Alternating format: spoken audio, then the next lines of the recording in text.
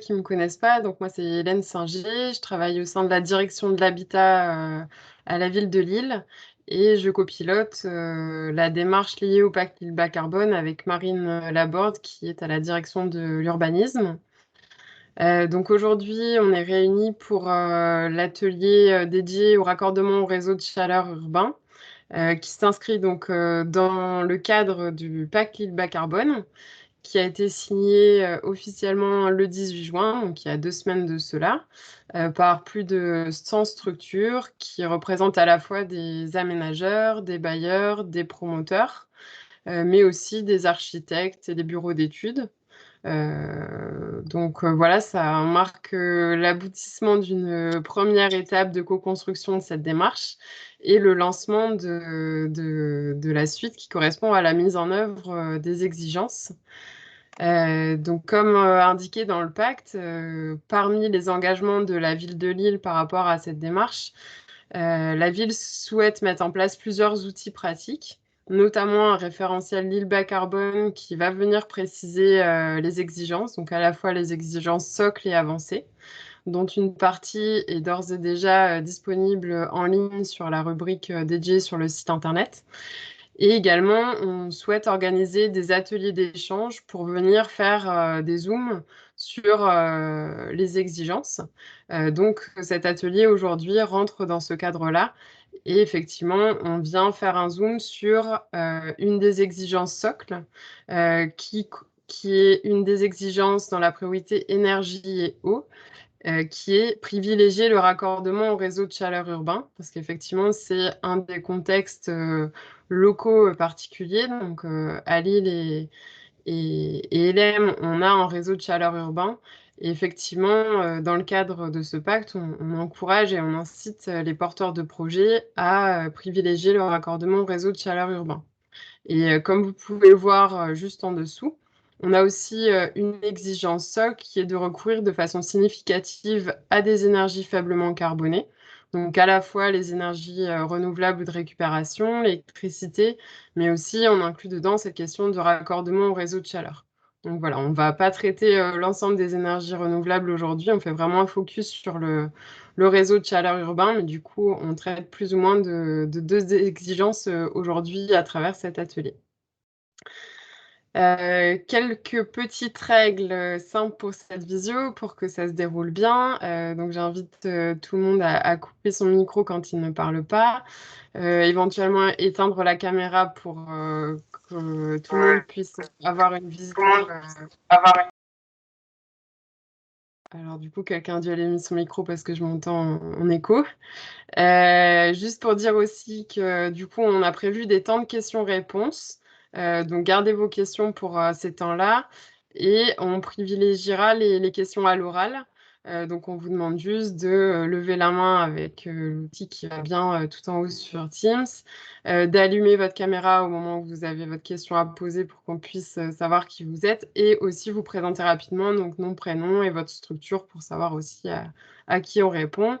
Et donc, on espère avoir suffisamment de temps pour prendre toutes les questions. Néanmoins, si on n'a pas la possibilité de répondre à toutes les questions à l'oral, n'hésitez pas à utiliser le système de chat où vous pourrez aussi poser vos questions complémentaires à l'écrit et on répondra aux questions posées par écrit après l'atelier. Donc, tous les supports de présentation seront bien sûr disponibles et du coup, on annexera un document supplémentaire qui correspondra aux réponses aux questions. Donc voilà, pour les petites règles. Donc comment cet atelier va se dérouler? Donc on aura un premier temps qui correspondra à des interventions de Dalkia et de Lamel. Ensuite, un temps de questions-réponses suite à ces interventions. Et un deuxième temps qui correspondra à des retours d'expérience. Donc un premier retour d'expérience de la Fabrique des quartiers, avec un temps de questions-réponses qui suivra la présentation de Vincent Bougamont. Et un deuxième retour d'expérience de Link City avec un temps de questions-réponses associé à ce deuxième retour d'expérience, puis une conclusion. Donc, on a vraiment voulu, et pour la suite des ateliers, ça fonctionnera de la même manière. On va dire un premier temps plus théorique et un temps de retour d'expérience pour avoir vraiment des retours concrets. Parce qu'effectivement, l'idée, c'est bien de parler concret et pas rester dans la théorie. Donc pour commencer, donc on aura une intervention de Dalkia et de Lamel. Donc pour Dalkia, c'est Laetitia Sellos et pour Lamel, Gaëlle Dupont. Donc je laisse la parole à Laetitia. Hop, bonjour à tous. Donc effectivement, je suis Laetitia Selos et je travaille chez Dalkia, en particulier donc sur les réseaux de chaleur de la métropole européenne de Lille et donc forcément sur celui de Lille. Donc quand on dit Lille, c'est un petit peu un abus de langage parce que c'est effectivement normalement Lille, l'homme et Elem. Alors l'homme n'est pas concerné vu que le réseau ne passe pas du tout par cette commune. Par contre, Elem l'est un petit peu, on verra ultérieurement sur la carte. Juste avant de parler du réseau de chaleur de Lille, je voudrais peut-être rappeler quand même ce qu'est un réseau de chaleur, parce que peut-être que tout le monde ne sait pas exactement ce qu'est ce réseau. Donc, c'est une centrale de production, un réseau de distribution et un point de livraison de chaleur. Alors, il y a un petit film qui a été réalisé par l'ADEME qui explique très bien cela. Donc, on va essayer de le lancer.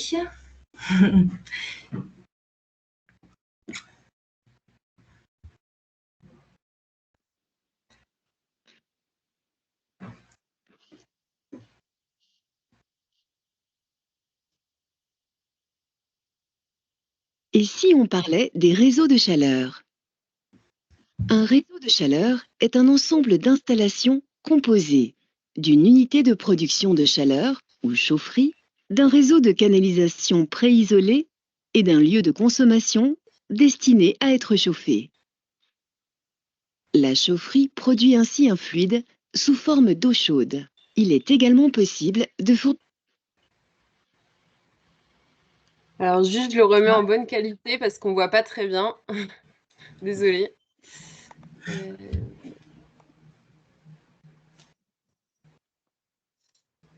Deuxième tentative. Et si on parlait des réseaux de chaleur? Un réseau de chaleur est un ensemble d'installations composées d'une unité de production de chaleur, ou chaufferie, d'un réseau de canalisation préisolé et d'un lieu de consommation destiné à être chauffé. La chaufferie produit ainsi un fluide sous forme d'eau chaude. Il est également possible de fournir de l'eau froide dans le cadre d'une climatisation. Cette chaufferie peut utiliser des énergies fossiles telles que le gaz, le fioul ou le charbon. Des énergies de récupération qui utilisent l'incinération d'ordures ménagères par exemple. Des énergies renouvelables telles que le bois, dans le cas de chaudières biomasse, ou la chaleur de la terre, dans le cas de la géothermie. Ces fluides sont ensuite transportés grâce au réseau de canalisation préisolé jusqu'aux différents lieux de consommation, bâtiments privés, publics ou industriels. À l'intérieur de chaque bâtiment, des sous-stations sont équipées d'un échangeur. Cet échangeur permet de transférer la chaleur de ce réseau de canalisation préisolé vers le réseau interne des bâtiments. Il offre également la possibilité d'adapter le débit et la température aux besoins des utilisateurs et de comptabiliser leur chaleur consommée. En fait, le réseau de chaleur cumule des avantages fonctionnels, économiques et écologiques. Fonctionnel, car son installation et sa maintenance sont grandement facilitées. Par exemple, il dispose d'un système de détection d'humidité qui permet de localiser précisément les dommages éventuels. Économique, car une seule chaufferie remplace de nombreuses chaudières collectives ou individuelles. En effet, les coûts sont réduits, car l'achat des équipements et de l'énergie est mutualisé, et la gestion courante du réseau est simplifiée, puisqu'elle est effectuée sur un seul équipement. Écologique, car les pertes énergétiques sont extrêmement faibles, moins d'1 degré Celsius par kilomètre.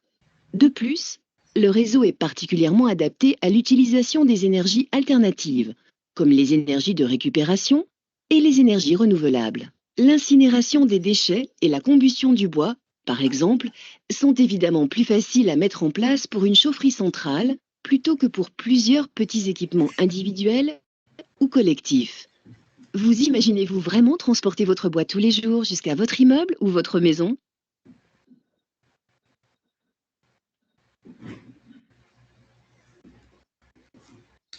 Bon, voilà, un petit film de 3 minutes vaut mieux parfois qu'un long discours.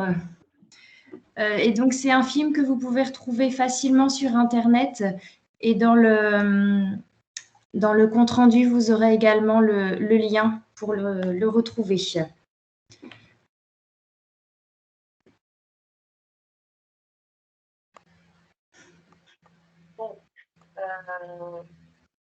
On y est. Alors, un petit focus sur les réseaux de chaleur en France.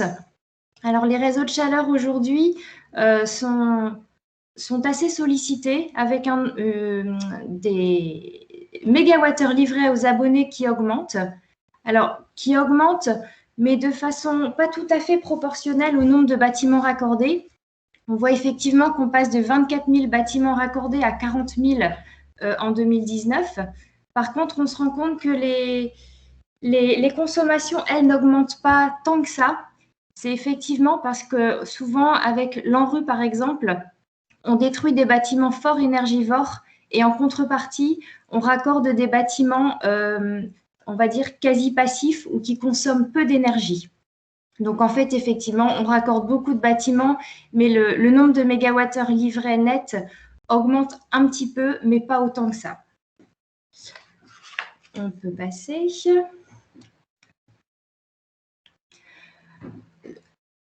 Au niveau des réseaux de chaleur en France, on peut se rendre compte du bouquet énergétique qui a évolué entre 2009 et 2019. Donc, en 2009, c'était beaucoup de gaz. Aujourd'hui, il y a toujours du gaz, mais les énergies renouvelables augmentent fortement. On passe de 31% à quasiment 60% en 2019. Et ensuite, quelque chose qui est important, c'est le contenu du CO2 des réseaux qui diminue fortement, qui chute donc de 44% entre 2009 et 2019. Donc aujourd'hui, on arrive à un contenu moyen de 107 grammes par kilowattheure. Tous ceux qui gèrent ces données comprennent ce que c'est. On était aux environs de quasiment 0,2 et on passe aux environs de 0,1. Et donc, au plus le réseau est vert, au plus ce chiffre est faible.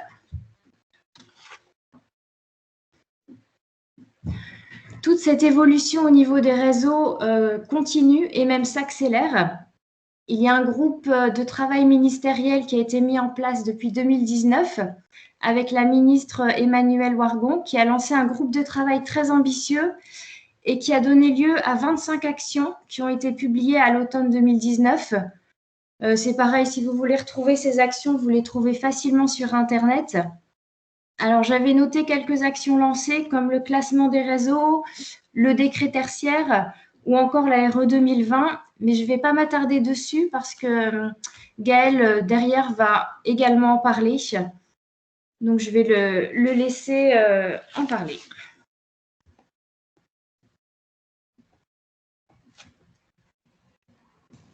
Gaël, je te laisse la parole.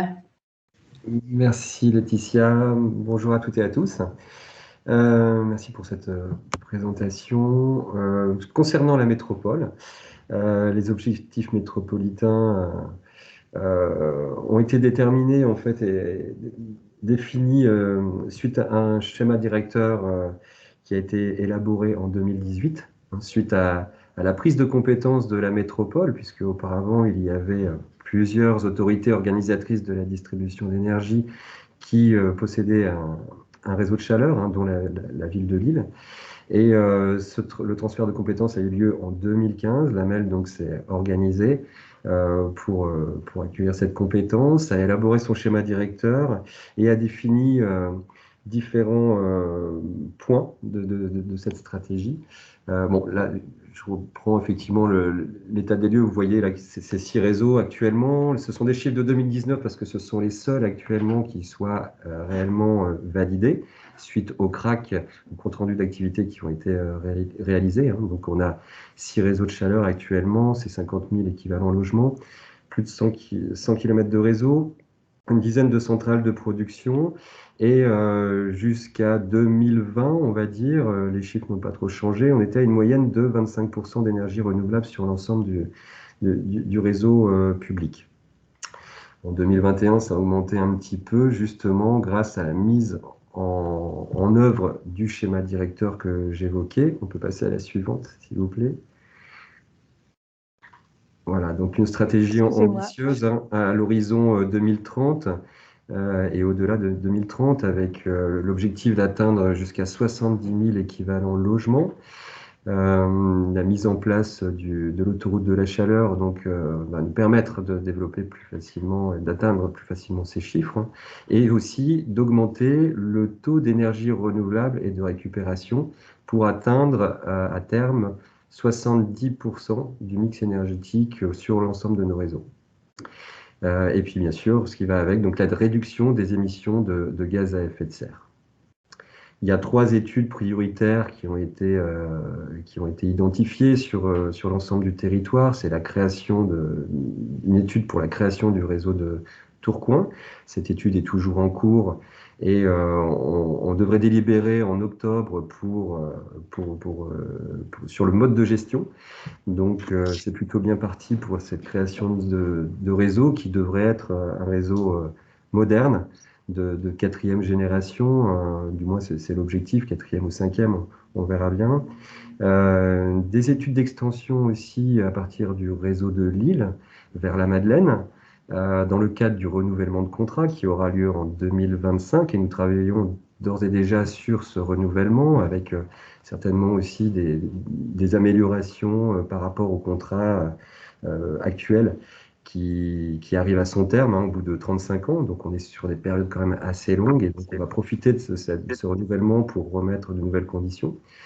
Et puis, extension aussi sur le réseau de Wattignies qui, lui, sera renouvelé en 2025. Donc, convergence, là, en fait, sur les renouvellements de réseau, avec très certainement un élargissement de la concession bien au-delà du périmètre de l'île, en intégrant, par exemple, Wattignies, de façon à uniformiser les tarifs sur l'ensemble du territoire, et donc passer de 6 concessions à peut-être 2 grandes concessions, une nord et une sud. Et également, ce schéma directeur identifiait la possibilité de développer le réseau, de le densifier et de créer de nouveaux réseaux sur le parcours, sur le trajet du réseau de l'autoroute de la Chaleur, hein, provenant d'Aluin. Et donc, on voit en rose là sur la carte toutes les communes sur lesquelles on envisage de réfléchir sur la création ou le développement de nouveaux réseaux de chaleur. Bien sûr, la condition est quand même de garantir l'équilibre économique de ces concessions. Donc, il ne suffit pas de vouloir et puis de vouloir les créer. Il faut bien sûr assurer à la fois un tarif compétitif pour que le réseau puisse être attractif par rapport aux autres sources d'énergie. Et puis, il faut garantir l'équilibre économique de la concession si on part sur un système concessif. On peut passer à la suivante. Voilà. Alors, on s'appuie bien sûr sur un cadre réglementaire. Il y a notamment le PLU qui est en cours d'élaboration. Il y a quelques amendements justement qui sont en cours sur le sujet du réseau de chaleur. On voit les principaux éléments qui sont ici. Donc, une obligation de raccordement pour les constructions neuves et les opérations de réhabilitation. Les critères, justement, font l'objet d'amendements actuellement et sont en cours d'instruction.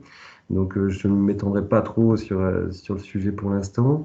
Et puis, en dehors des zones équipées de réseaux de chaleur, ce qui sera quand même conseillé, c'est de partir sur des solutions collectives de production de chaleur et d'eau chaude sanitaire, de façon à ne pas obérer l'avenir et puis de permettre finalement à ces futures constructions ou rénovations de pouvoir à terme se raccorder sur un réseau technique ou un réseau de chaleur.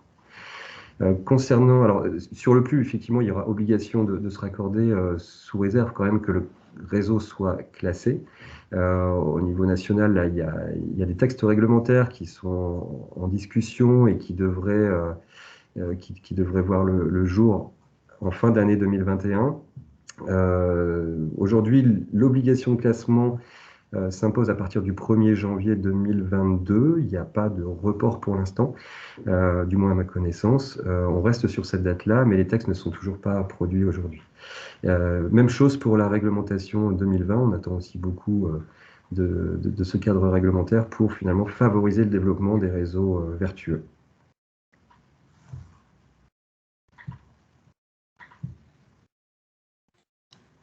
Je passe la parole à Laetitia pour la suite. Alors, passons effectivement plus précisément sur le réseau de chaleur Réseau Nord.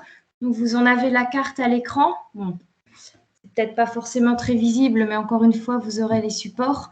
Donc, on voit tout de même que le réseau de chaleur alimente une grande partie de la ville. L'avantage de ce réseau de chaleur, c'est qu'il est également interconnecté avec les réseaux de Villeneuve-d'Ascq et de Mont-Saint-Barreuil. Ce qui, pour le taux de disponibilité du réseau, est très important. Et donc, si on passe à la suivante, Réseau Nord en quelques chiffres. Donc, c'est 62 km de réseau donc, qui sillonnent les villes. Vous ne le voyez pas une fois qu'il est posé. Vous avez probablement dû vous rendre compte de certains travaux depuis 2-3 ans. On va en reparler un petit peu plus tard. Et on s'en rend compte aussi quand il y a effectivement une fuite et quelques, parfois, geysers qui peuvent sortir de terre. Aujourd'hui, c'est 338 abonnés et un taux de disponibilité de plus de 99,9%. Voilà. Administrativement, oh, il n'y a plus l'image.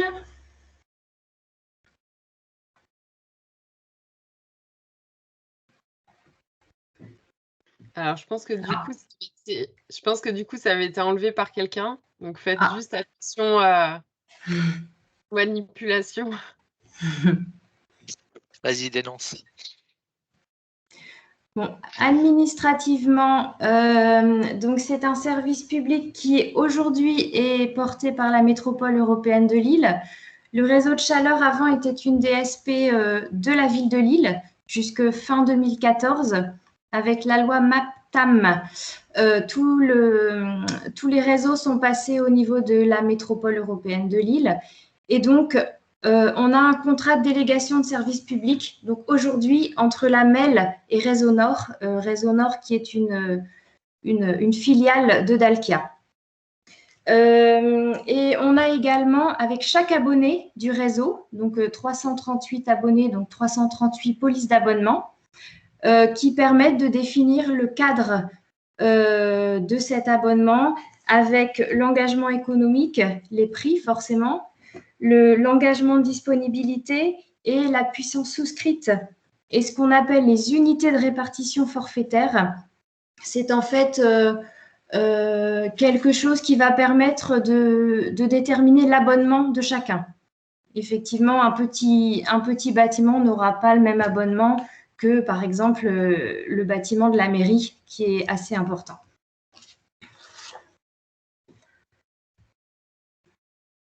Donc, au niveau de Réseau Nord, il y a eu de grandes transformations de ce réseau depuis quelques années, avec le réseau de transport de chaleur depuis donc, le CVE, le Centre de valorisation énergétique d'Halluin. Donc, il y a un réseau de transport qui a effectivement été créé, qui alimente le réseau de Roubaix et le réseau de Lille, et donc, par ricochet, le réseau de Mont-Saint-Barreuil et le réseau de Villeneuve-d'Ascq. Donc, c'est 20 km de réseau qui ont été construits et donc qui permettent au réseau Nord de devenir maintenant à plus de 50% en ENR-R. En fait, on prend le deuxième R pour l'énergie de récupération. Donc, si on peut passer. Donc, avec cette autoroute, on arrive au niveau d'un bâtiment qui a été construit au niveau du lycée Pasteur. Donc, une station d'interconnexion qui va permettre donc d'alimenter l'ensemble du réseau avec de la chaleur verte. Alors, la difficulté qu'il y a pu y avoir, c'est que si on prend l'image du corps humain, le site de production principal était au niveau du Mont de Terre. C'est au niveau de Fives, avec les grandes cheminées, avec les petits oiseaux. Je pense que vous situez. Et donc, on va passer d'un site de production au sud à un site de production au nord. Donc, il a fallu effectivement recréer pas mal d'artères pour pouvoir alimenter l'ensemble des abonnés. Donc, on va voir ça juste sur la page ensuite, où c'est effectivement un projet de longue haleine, vu que le projet a été validé par la métropole en février 2007 par un avenant. Ensuite, en 2018, il y a eu le début des travaux de maillage des réseaux. On voit sur la petite carte l'ensemble des maillages qui ont dû être réalisés, avec quelques photos des travaux qui ont pu vous impacter. En été 2019, il y a eu la création de la fameuse station d'interconnexion au niveau du lycée Pasteur. Et en octobre 2020, il y a eu le raccordement du tronçon CVE et le début de l'utilisation de la chaleur ENRR.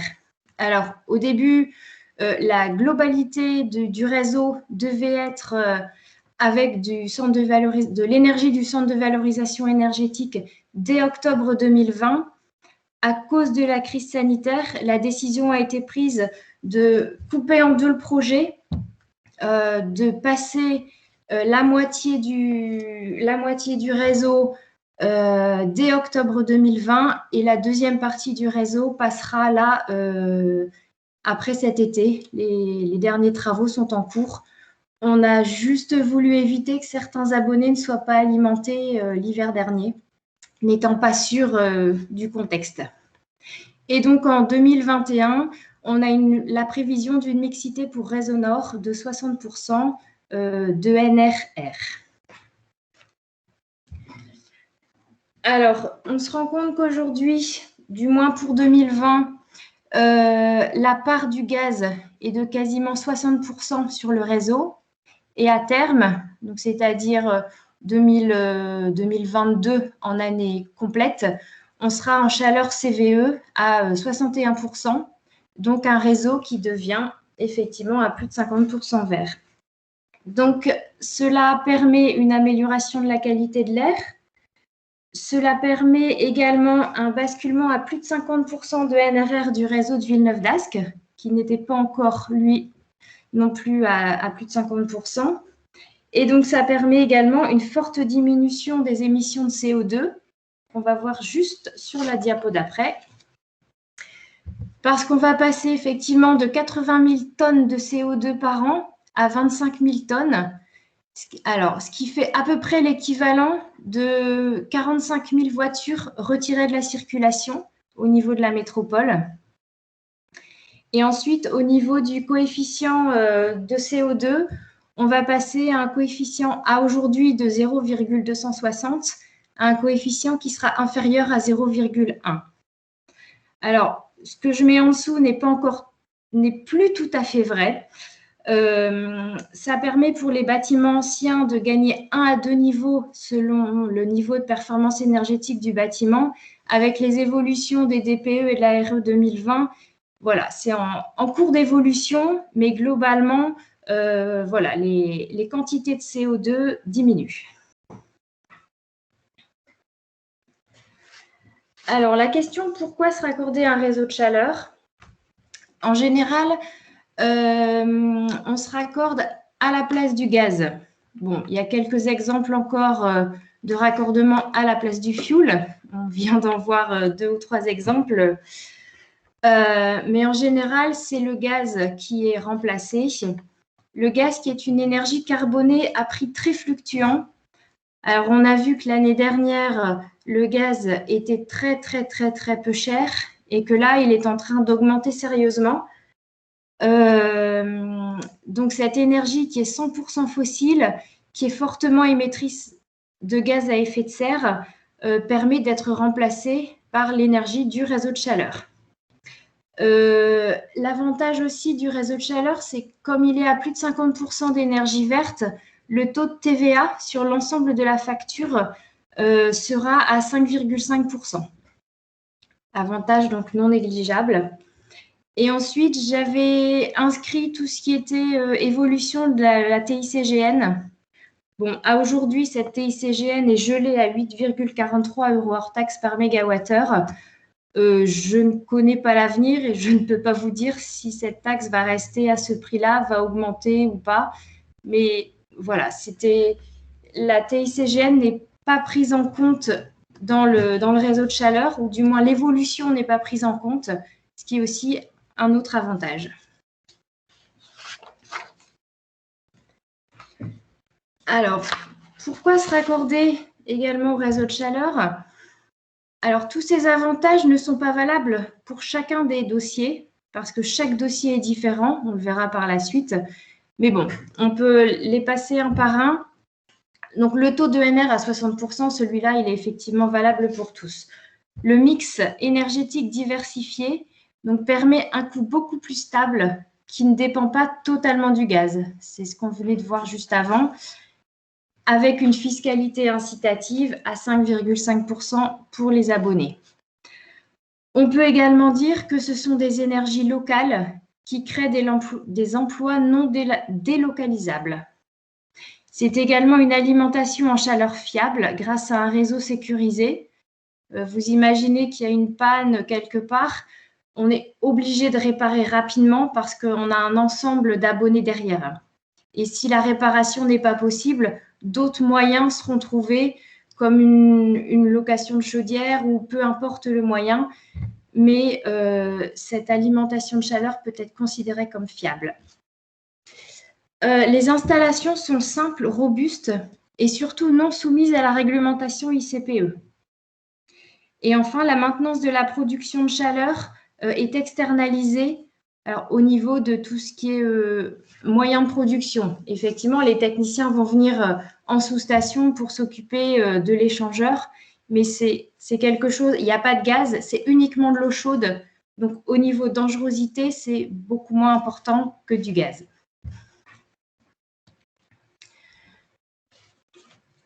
Alors, vous allez me dire quand se raccorder au réseau de chaleur. Il y a juste quelques prérequis, effectivement, à avoir en tête. C'est déjà se situer à proximité du réseau. Donc, vous allez me dire, à proximité du réseau, ça veut dire quoi? C'est 5 mètres, c'est 100 mètres, c'est 200 mètres. Alors là, je vous dirais, ça dépend. Ça dépend effectivement de la puissance dont vous allez avoir. Si c'est une petite puissance, il va falloir effectivement être assez proche du réseau parce qu'après, les coûts seront assez importants et financièrement, le dossier ne passera pas. Il peut aussi y avoir parfois le fait qu'il y ait plusieurs bâtiments qui se raccordent. Donc, avec la mutualisation, on peut s'éloigner un petit peu du réseau. Et une autre condition, c'est avoir une installation de chauffage collective. Si vous avez un bâtiment qui aujourd'hui est chauffé à l'électrique ou par des chaudières individuelles gaz, à moins d'une réhabilitation lourde du bâtiment, c'est pareil, les coûts seront tels qu'on peut faire la préétude, mais on sait à 95% que ce ne sera pas rentable. Donc, autant aller à l'essentiel.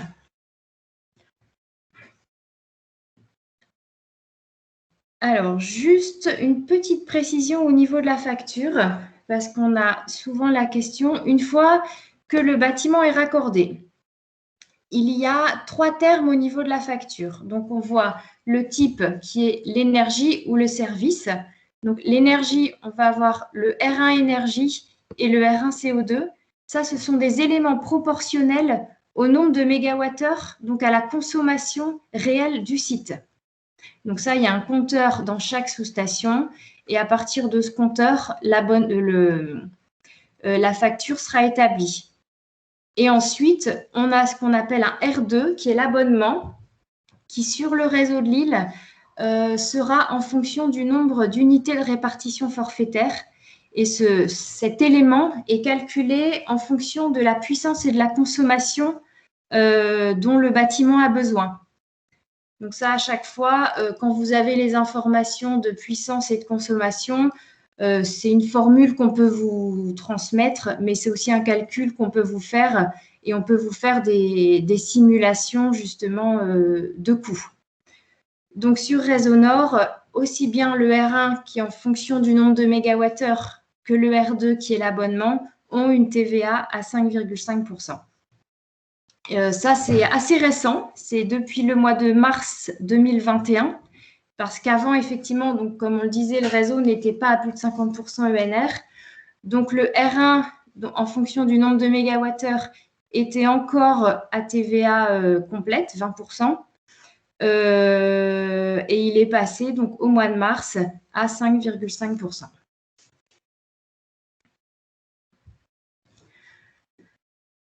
Alors, on m'a demandé de vous présenter un petit peu comment ça se passe quand on veut se raccorder. Alors, je suis partie d'un exemple, ça sera plus simple. Sur cet exemple-là, on a eu une demande. Bon, là, c'était une résidence qui souhaitait pourquoi pas se raccorder parce que, voilà, ils ont appris que le réseau passait à proximité. Et donc, il nous faut quand même quelques informations là-dessus. Donc, ils nous ont fourni la puissance de leur chaudière actuelle, leur consommation annuelle de gaz et le nombre de logements chauffés. Alors, ce qui manque comme information, mais une préétude peut quand même être établie, ce sera le positionnement de la future sous-station et le futur tracé du réseau et son cheminement. Et donc, j'ai mis un petit schéma de la future sous-station, en fait, qui est toute petite. C'est un échangeur voilà, qui ne prendra pas non plus énormément de place dans la chaufferie. Et donc, par exemple, pour ce cas-là, en fait, on s'est rendu compte qu'on était à 12 mètres entre le réseau actuel et l'entrée du bâtiment. Il y avait 12 mètres de réseau à tirer. Donc, c'est une petite puissance, donc c'est un petit diamètre de réseau. On raisonne toujours en prix bordereau. Il y a un bordereau de prix qui est établi aussi bien pour donc le réseau que la sous-station. Et donc, ce sont des travaux qui sont forcément réalisés par Réseau Nord. Alors, j'ai aussi mis cet exemple parce qu'on se rend compte qu'on a reprise enrobée. Parce que là, cette résidence, en fait, la route qui passe devant a été refaite il y a 3 ans. Et au niveau de la métropole, quand la route a moins de 5 ans, ils peuvent parfois nous refuser donc, de retaper dans la route. Ou alors, on a des surcoûts de reprise d'enrobée. Voilà, pour pas que la route devienne gruyère au fur et à mesure. Alors, en général, on a toutes les routes, on sait le planning de réfection des routes. Donc, on essaye, nous aussi, d'aller voir où il y a des résidences qui peuvent être accordées. Bon, on n'arrive pas forcément à toutes les repérer. Donc là, dans ce cas-là, on a un surcoût de 7 200 € de reprise d'enrobée.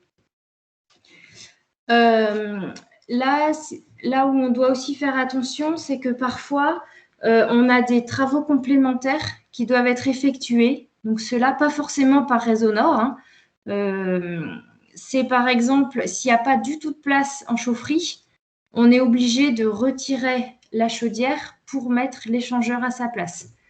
Donc, ce coût d'enlèvement de chaudière est souvent de désamiantage parce que ce sont des chaudières assez anciennes, donc est à ajouter au chiffrage de Réseau Nord.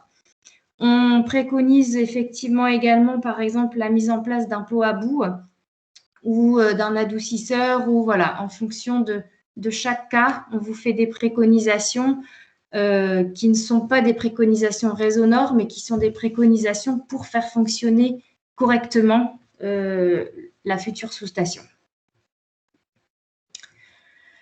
Alors, en fonction des éléments qu'on a aussi, on peut faire des comparatifs. Donc là, on avait les factures gaz, donc on avait le prix du gaz dans ce cas-là. Donc, on a fait voilà, une situation de référence gaz et une situation avec réseau de chaleur. Et sur ce calcul-là, on se rend compte qu'au niveau du gaz, ils sont à 15 500 € TTC. Et en réseau, ils sont à 14 500. Alors, certes, ce n'est que 1 000 € d'économie, mais c'est quand même 6,8%. Voilà, qui sont des coûts à prendre en compte. Et on essaye toujours de mettre des petites cases en plus avec le CO2.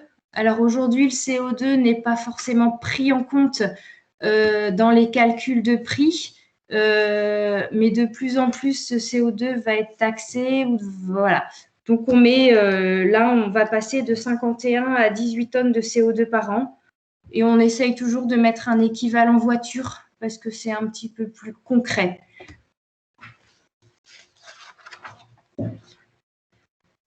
Au niveau des aides, là, ce qu'on a vu tout à l'heure, c'était les coûts des travaux. Par rapport à ça, des aides peuvent effectivement être apportées. Au niveau des C2E, donc là, en fonction du type de bâtiment, si c'est du tertiaire, si c'est du résidentiel, ce sont des fiches différentes, mais des fiches qu'on a. Si c'est du tertiaire, ça sera en fonction des mètres carrés de bâtiments chauffés. Si c'est en fonction du résidentiel, ça sera en fonction du nombre de logements. Donc ça, en ayant ces informations-là, on peut sans problème vous faire également les calculs. Voilà. Il y a également du fonds chaleur qui est possible sur Réseau Nord, avec un impératif aussi de réalisation de travaux, parce que comme le disait Gaël, déjà on arrive en fin de DSP et on va arriver aussi en fin de convention de fonds chaleur. Donc voilà, il y a quelques petits objectifs à respecter. Et on a entendu parler d'une prime ville de Lille de 1 000 € à peu près. Je pense, ça, si on peut avoir confirmation tout à l'heure. Je confirme. Voilà, bon, bah, Hervé confirme cette prime. Pour les logements privés, hein, D'accord. précise. Bon, donc ça, on vous le confirmera. Il faudra juste qu'on sache si c'est du hors taxe, si c'est du TTC, voilà, avoir un petit peu plus de précision, mais on en Pas de taxe. reparlera, c'est tout nouveau. Et sur Réseau Nord, ce qui est important à savoir, c'est que les C2E et le fonds chaleur ne sont pas cumulables. Donc, il faut choisir l'un ou l'autre. Donc, en général, on fait le calcul des deux et on prend le plus économique. Et comme je disais tout à l'heure, on fait des préconisations sur l'installation secondaire, sur le traitement d'eau, etc., pour être sûr que le futur fonctionnement soit des meilleurs. Parce qu'effectivement, entartrer un tout nouvel échangeur et effectivement avoir des problèmes de puissance, ce serait dommage.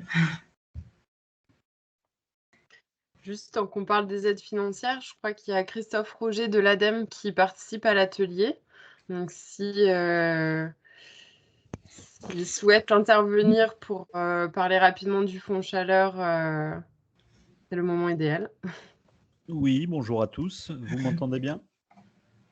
Oui, Oui. c'est bon. Oui. Merci. Bon. Oui, alors Madame Selos a évoqué rapidement donc les aides au travers du fonds chaleur. Pour faire le lien avec tout ce qui a été présenté depuis le début, faut rappeler l'importance des démarches de planification par rapport à l'éligibilité au fonds chaleur, hein, dit autrement. Quand je voyais tout à l'heure les perspectives liées au développement d'autres réseaux à l'échelle de la MEL, il faut évidemment que ça puisse être plus ou moins intégré dans le schéma directeur qu'a par ailleurs réalisé la MEL. Voilà, donc c'est ce qui rend, en tout cas, c'est une approche qui devient indispensable pour rendre les dossiers éligibles au fonds chaleur. Et après, sans rentrer dans le détail, le fonds chaleur permet d'accompagner bon nombre d'investissements, qu'il s'agisse des installations de production ENR, mais aussi évidemment de toute la partie distribution. Et je terminerai en disant qu'il y a quand même une particularité ou une différence d'instruction par rapport à ce qui va relever de la distribution au travers du réseau de chaleur, de ce qui va relever de la production à partir d'énergies renouvelables. Voilà, mais toutes ces informations-là sont accessibles de façon très détaillée sur le site internet de l'ADEME du fonds chaleur. Ça marche, merci. Du coup, on remettra le lien dans les supports liés à cet atelier pour que vous puissiez y accéder plus facilement et plus rapidement.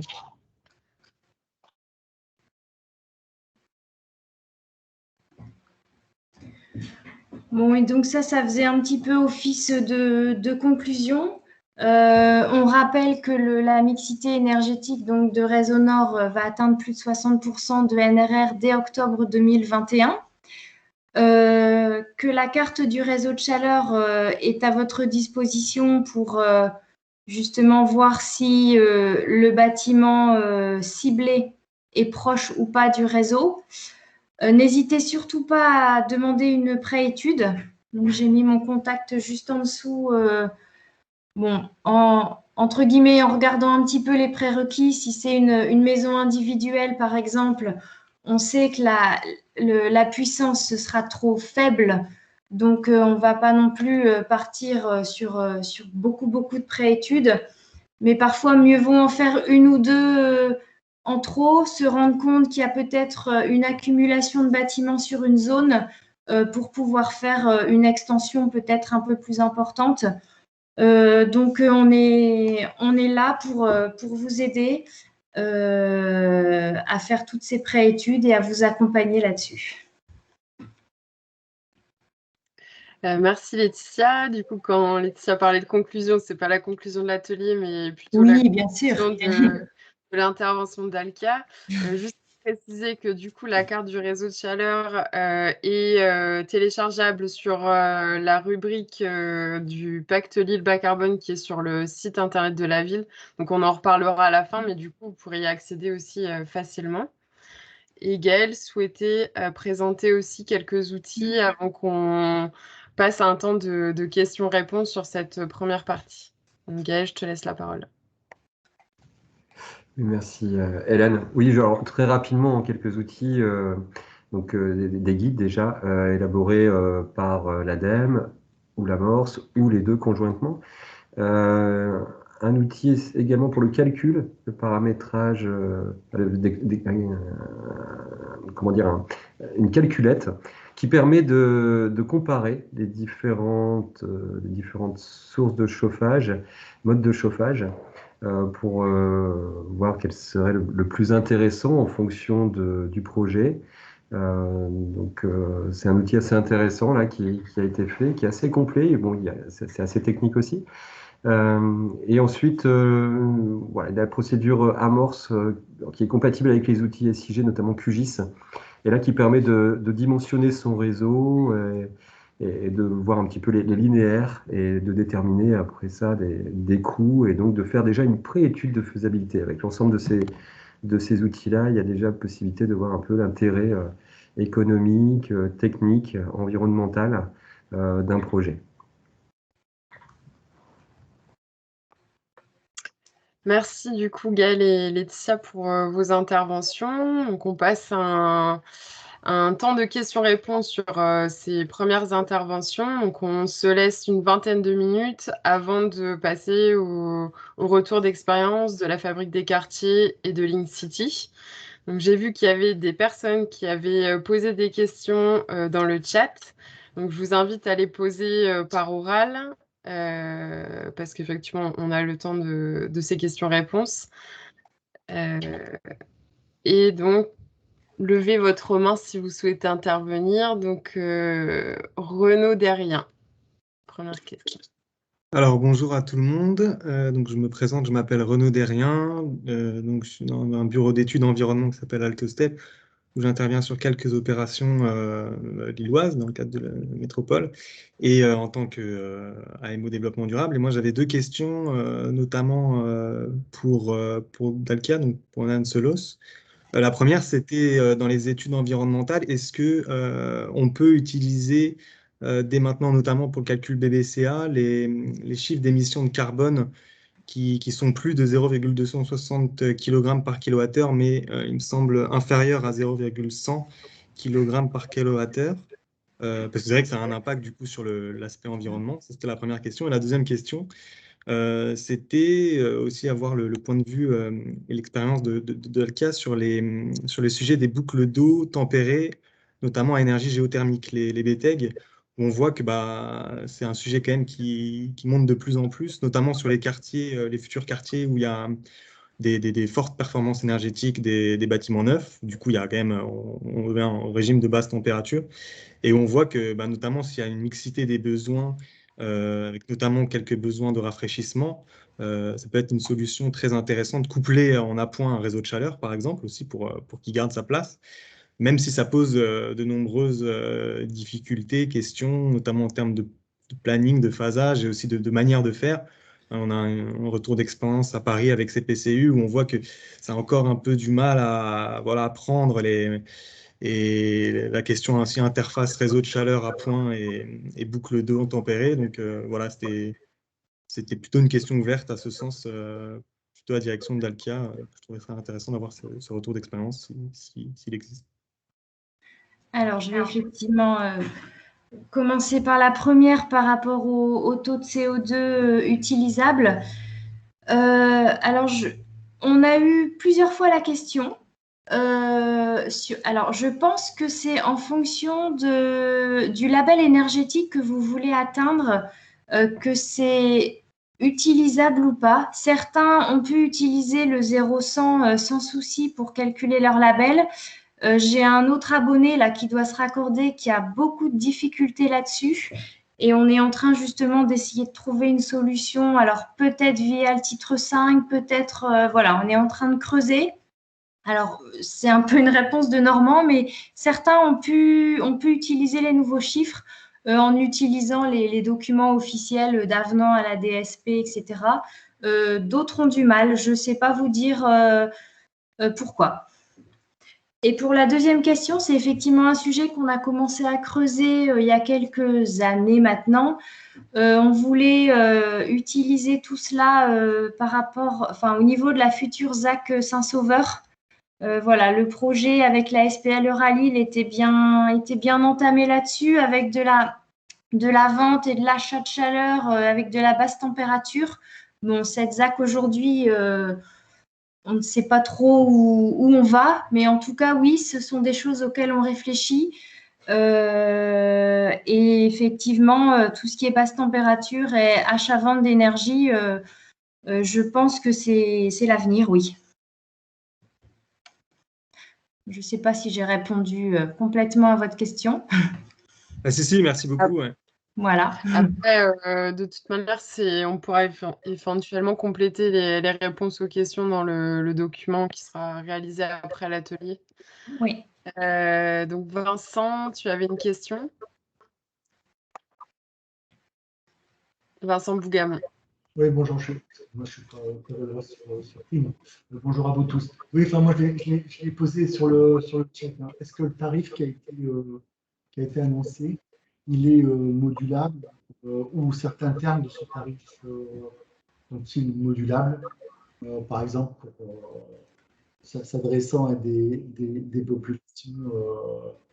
Enfin, est-ce qu'on peut imaginer un tarif social, par exemple, du réseau de chaleur? Est-ce que c'est des choses qui sont gravées dans le marbre ou qui sont uniformables? Enfin, voilà. C'est quoi la latitude par rapport à ça? Alors aujourd'hui, sur Réseau Nord, on a effectivement un R1, un R1 CO2 et un R2 qui sont les mêmes pour tout le monde. C'est égalité de traitement pour l'ensemble des abonnés. Ce qui va changer, c'est effectivement le nombre d'unités de répartition forfaitaire qui va faire le coût de l'abonnement. Après, sur certains autres réseaux, il peut y avoir des tarifs différenciés. Ce n'est pas le cas sur Réseau Nord actuellement. Est-ce que ça le sera dans le futur? Je n'en sais rien. Mais aujourd'hui, non, c'est égalité de traitement, donc même tarif pour tout le monde. D'accord, merci. Mais c'est uniquement la conséquence d'un appel d'offres, donc d'une question qui vous a été posée, à laquelle vous avez répondu, j'imagine, dans le cadre d'une concession, vous ne prévoyez pas un tarif social. Oui. Sur certaines autres DSP, on peut par exemple trouver des tarifs différenciés en fonction de la typologie de clients. Si c'est effectivement de l'industrie, du tertiaire, de la résidence, parce que les usages et l'utilisation de la chaleur n'est pas la même. Mais ce n'est pas le cas aujourd'hui sur Réseau Nord. Ok, merci.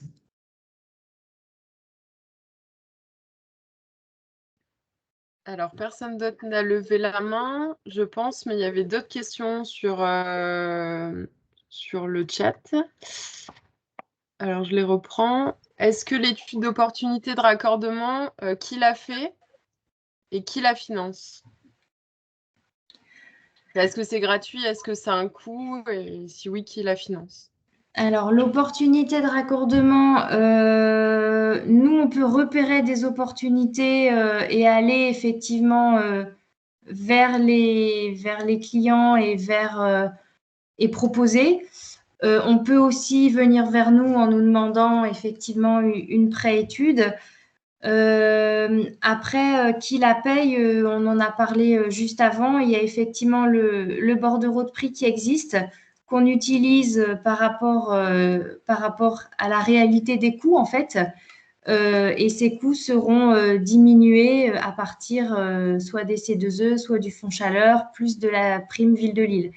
Mais voilà, un très grand bâtiment ou une très grosse résidence avec le prix des C2E aujourd'hui, si c'est à proximité du réseau, l'équation peut être à peu près nulle, hein. Après, chaque cas est à étudier. Alors, j'avoue ne pas avoir bien compris la réponse. Ah, Si par exemple un maître d'ouvrage se pose la question de se raccorder au réseau de chaleur urbain, vous sollicite oui. cette petite étude comparative, enfin déjà de savoir est-ce que oui, c'est possible ou non d'être raccordé. Est-ce que votre réponse était par rapport à ça ou est-ce que c'était par Ah oui, rapport... non, oui, effectivement. Voilà, L'étude, je on pense que l'a la question fait. est plutôt sur Ouais. cette première demande initiale qui est, on va dire, la première étape d'un maître d'ouvrage de se dire bah, est-ce que c'est possible ou non. Oui, cette étude, ou du moins cette préétude, c'est Réseau Nord qui la réalise et elle est réalisée gratuitement. Oui, oui, sur l'étude, c'est tout à fait ça. Ok, merci. Après, il y avait une autre question donc de Benoît Tardieu. Est-ce que les allongements des réseaux pour les raccordements sont subventionnés? Alors, ça veut dire quoi exactement, allongement de réseau? Je pense que c'est le réseau qu'on tire du réseau actuel à la future sous-station. Si c'est ça, on peut faire intervenir le fonds chaleur, effectivement. Mais encore une fois, c'est le tout. Il y a effectivement le prix des travaux et après c'est pas des remises, mais les réductions suite aux différentes opportunités. Du coup, dans le fonds chaleur, il n'y a pas de limite maximum sur cette question d'extension de réseau? Alors, si du coup, hein, je me permets de prendre la parole, Ouais. si, il y a évidemment des critères, et encore une fois, ils apparaissent sur le site du Fonds Chaleur. Il faut un minimum de 200 mètres linéaires, il faut un minimum de consommation supplémentaire, donc une contribution ENR, j'allais dire, en rapport avec cette consommation supplémentaire. Voilà, il y a évidemment quelques critères techniques à minima à respecter. Et puis, et je réinsiste, mais quand je parlais tout à l'heure de schéma directeur, c'est surtout aussi lié à ces, comment dire, à ces dossiers d'extension, c'est-à-dire que on ne financera pas une extension si c'est pas prévu dans le schéma directeur. L'idée, c'est évidemment pas de multiplier, j'allais dire, tous les ans ou tous les 2 ans des petites opérations d'extension, mais c'est au contraire d'inscrire et de planifier le développement du réseau sur plusieurs années, notamment au travers de cet exercice qu'est le schéma directeur.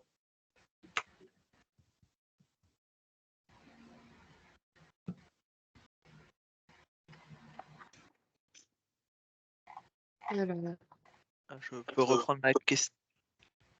vas-y, Hervé.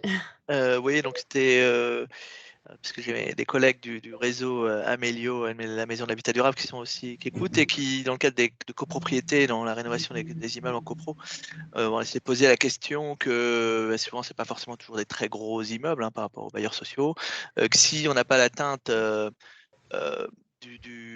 des 30 kWh ou mégawattheures qui peut Kilowattheure, oui.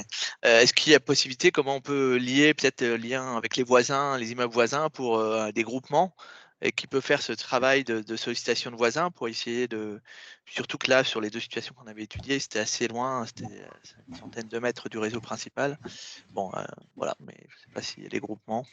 Bah, pour répondre, oui, c'est toujours possible de faire un groupement. Par contre, si on met une sous-station pour l'ensemble de ce groupement, on aura un seul comptage. Ah oui. Donc après, quid de la répartition de la chaleur entre tous ces immeubles ou ces petites maisons? Il y a effectivement ce problème qui peut arriver. Donc pour des petits immeubles ou grosses maisons ou peu importe, aujourd'hui, on ne se focalise pas dessus, pour être clair. Oui, alors je parlais de moyens immeubles, hein, presque. D'accord. 50 logements ou 30. À 50 logements, on est largement aux 30 kilowatts. Hein, Ok. Voilà. Non, si on peut. Alors, c'est encore une fois difficile de donner un ratio en nombre de logements, parce que si je prends un logement, enfin un immeuble construit dans les années 70 ou un immeuble construit là en 2020, l'écart est tel entre les puissances nécessaires que c'est pas évident de parler en nombre de logements, mais je dirais à partir de 10, d'une dizaine de logements, l'après-étude peut être envisagée. Ok.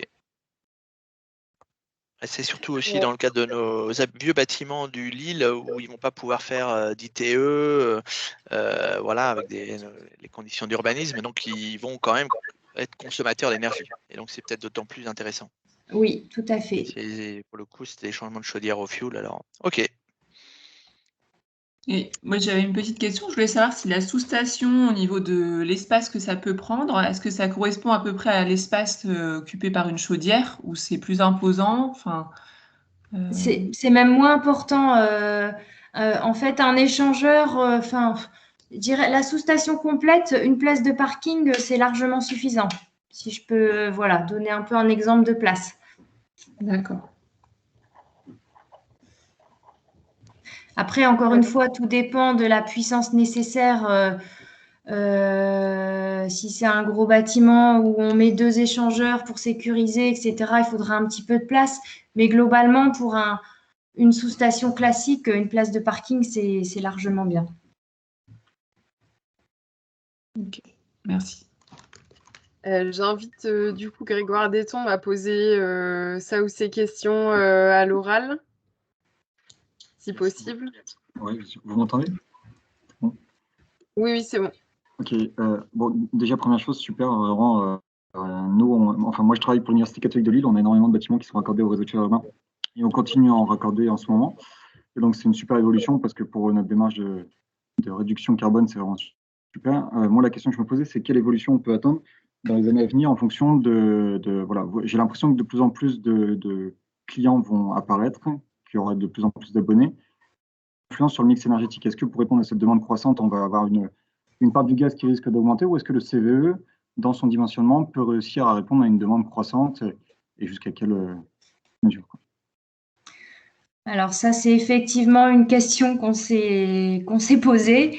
Je pense que ça sera effectivement tout l'enjeu du futur appel d'offres que va lancer l'AMEL sur Réseau Nord. Alors, je vais peut-être laisser Gaël compléter là-dessus. Oui, je n'ai pas entendu le début de la question. Si vous pouvez répéter, merci. Oui. Alors, le début de la question, c'était si demain, vous avez de plus en plus d'abonnés, ce qui risque d'être le cas, pour répondre à la demande croissante. Alors, d'une part, il y aura l'efficacité énergétique des abonnés existants, on imagine, mais il y aura potentiellement une demande supplémentaire. Cette demande supplémentaire, elle sera compensée par du gaz, ou est-ce qu'on peut imaginer que la part du CVE augmente, ou qu'il y ait même un autre combustible qui puisse répondre à cette éventuelle demande voilà, la question sous-jacente, c'est est-ce que le facteur d'émission que vous indiquez, qui est inférieur à 100 grammes de CO2 par kilowattheure aujourd'hui, il peut augmenter dans les années à venir, ou est-ce qu'on est plutôt sur une tendance où, quoi qu'il arrive, il restera plus bas que celui-là?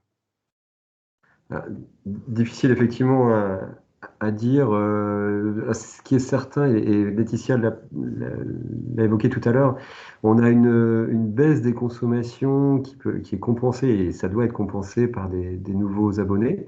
Donc je pense qu'on va rester sur une évolution, certes, mais somme toute assez mesurée des consommations, qui ne nécessitera pas nécessairement des compléments de production. S'il y avait nécessité de mettre des compléments de production, on s'arrangerait bien sûr pour respecter le taux de NR. Concernant l'énergie provenant du CVE, on a encore un petit peu de marge, mais c'est vrai que si vraiment il y a un engouement tel qu'on le constate, il va falloir alimenter beaucoup de réseaux et au bout d'un moment, il va falloir définir des clés de répartition, très probablement, et donc des compléments de production en local, ne serait-ce que pour le secours, qui pourront être soit au gaz, mais ce sera au gaz tant qu'on reste dans dans le mix énergétique minimum de 65 ou 70% que l'on vise, quoi. Donc ça peut se faire avec de la biomasse, ça peut se faire avec du solaire. On réfléchit sur le solaire, sur la récupération d'énergie fatale avec du stockage de chaleur. Donc il y a plein de solutions en ce moment qui sont étudiées pour pouvoir garantir ce taux de NR et puis absorber, ou du moins pouvoir produire, fournir l'augmentation des besoins. Merci pour la réponse. Du coup, donc on va clôturer ce temps de questions-réponses pour garder un temps suffisant pour les partages d'expérience. Si vous avez d'autres questions qui surviennent par rapport à ce premier temps, n'hésitez pas à les inscrire par écrit et on y répondra après l'atelier. Donc je laisse la parole à Vincent. Est-ce que tu peux projeter les slides ou est-ce que tu souhaites que je les projette? Moi, si je sais le faire, oui, je peux projeter, bien entendu. Je sais le commander de mon poste, parce que ce n'est pas notre truc habituel. Alors, attends, il faut que je trouve un système pour partager quelque part. Sinon, Sinon, je peux le faire, hein, si c'est le plus simple pour toi. bah, si tu sais le faire, tu sais prendre la main? Tu as Oui, le. oui. Ah oui, bah vas-y alors. Oui. Tu me dis ce que je dois faire, c'est bon.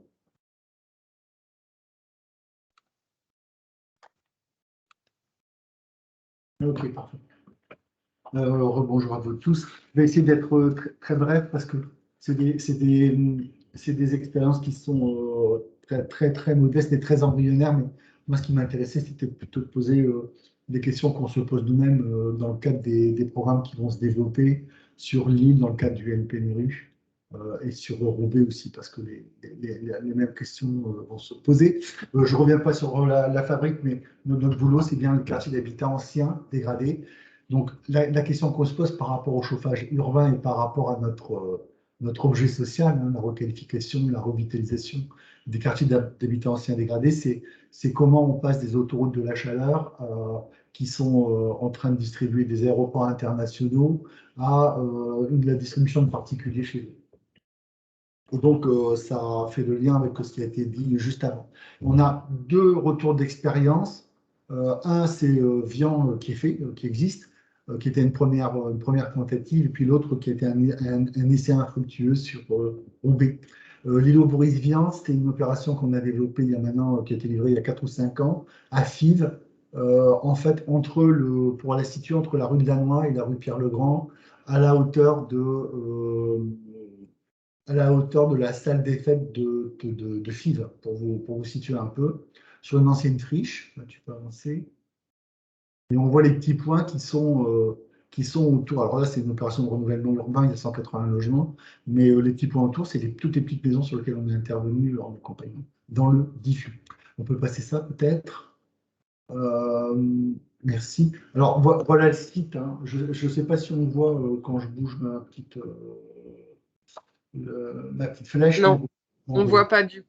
Bon, en fait, j'ai repéré, hein, voilà, c'était une friche dans un cœur d'îlot, la cité Brunswick qu'on a déconstruite, et on a développé là-dedans un projet de 180 logements dans le cadre des premiers projets en rue quartier ancien. Alors, on peut avancer. Voilà le plan masse. Donc, on a prolongé une rue qui était la rue de l'Espérance, qui était en impasse, qui donnait sur le site de l'ancien collège. Et donc, on a une rue qui traverse tout. Et c'est un site qui est quand même très contraint. On a des bâtiments qui viennent se disposer de part et d'autre de cette voie nouvelle. Et puis, il y a une petite placette aussi dans sa partie nord qui fait la jonction avec la rue Saint-Aldegonde, qui est juste derrière, qui fait une espèce de boucle. Alors, j'ai entouré, c'est du logement collectif avec des programmes en libre, des programmes de logements sociaux, mais il se trouve qu'il y avait aussi, là, dans le cercle, il y avait 7 maisons individuelles en bande. 7 maisons individuelles. On peut avancer.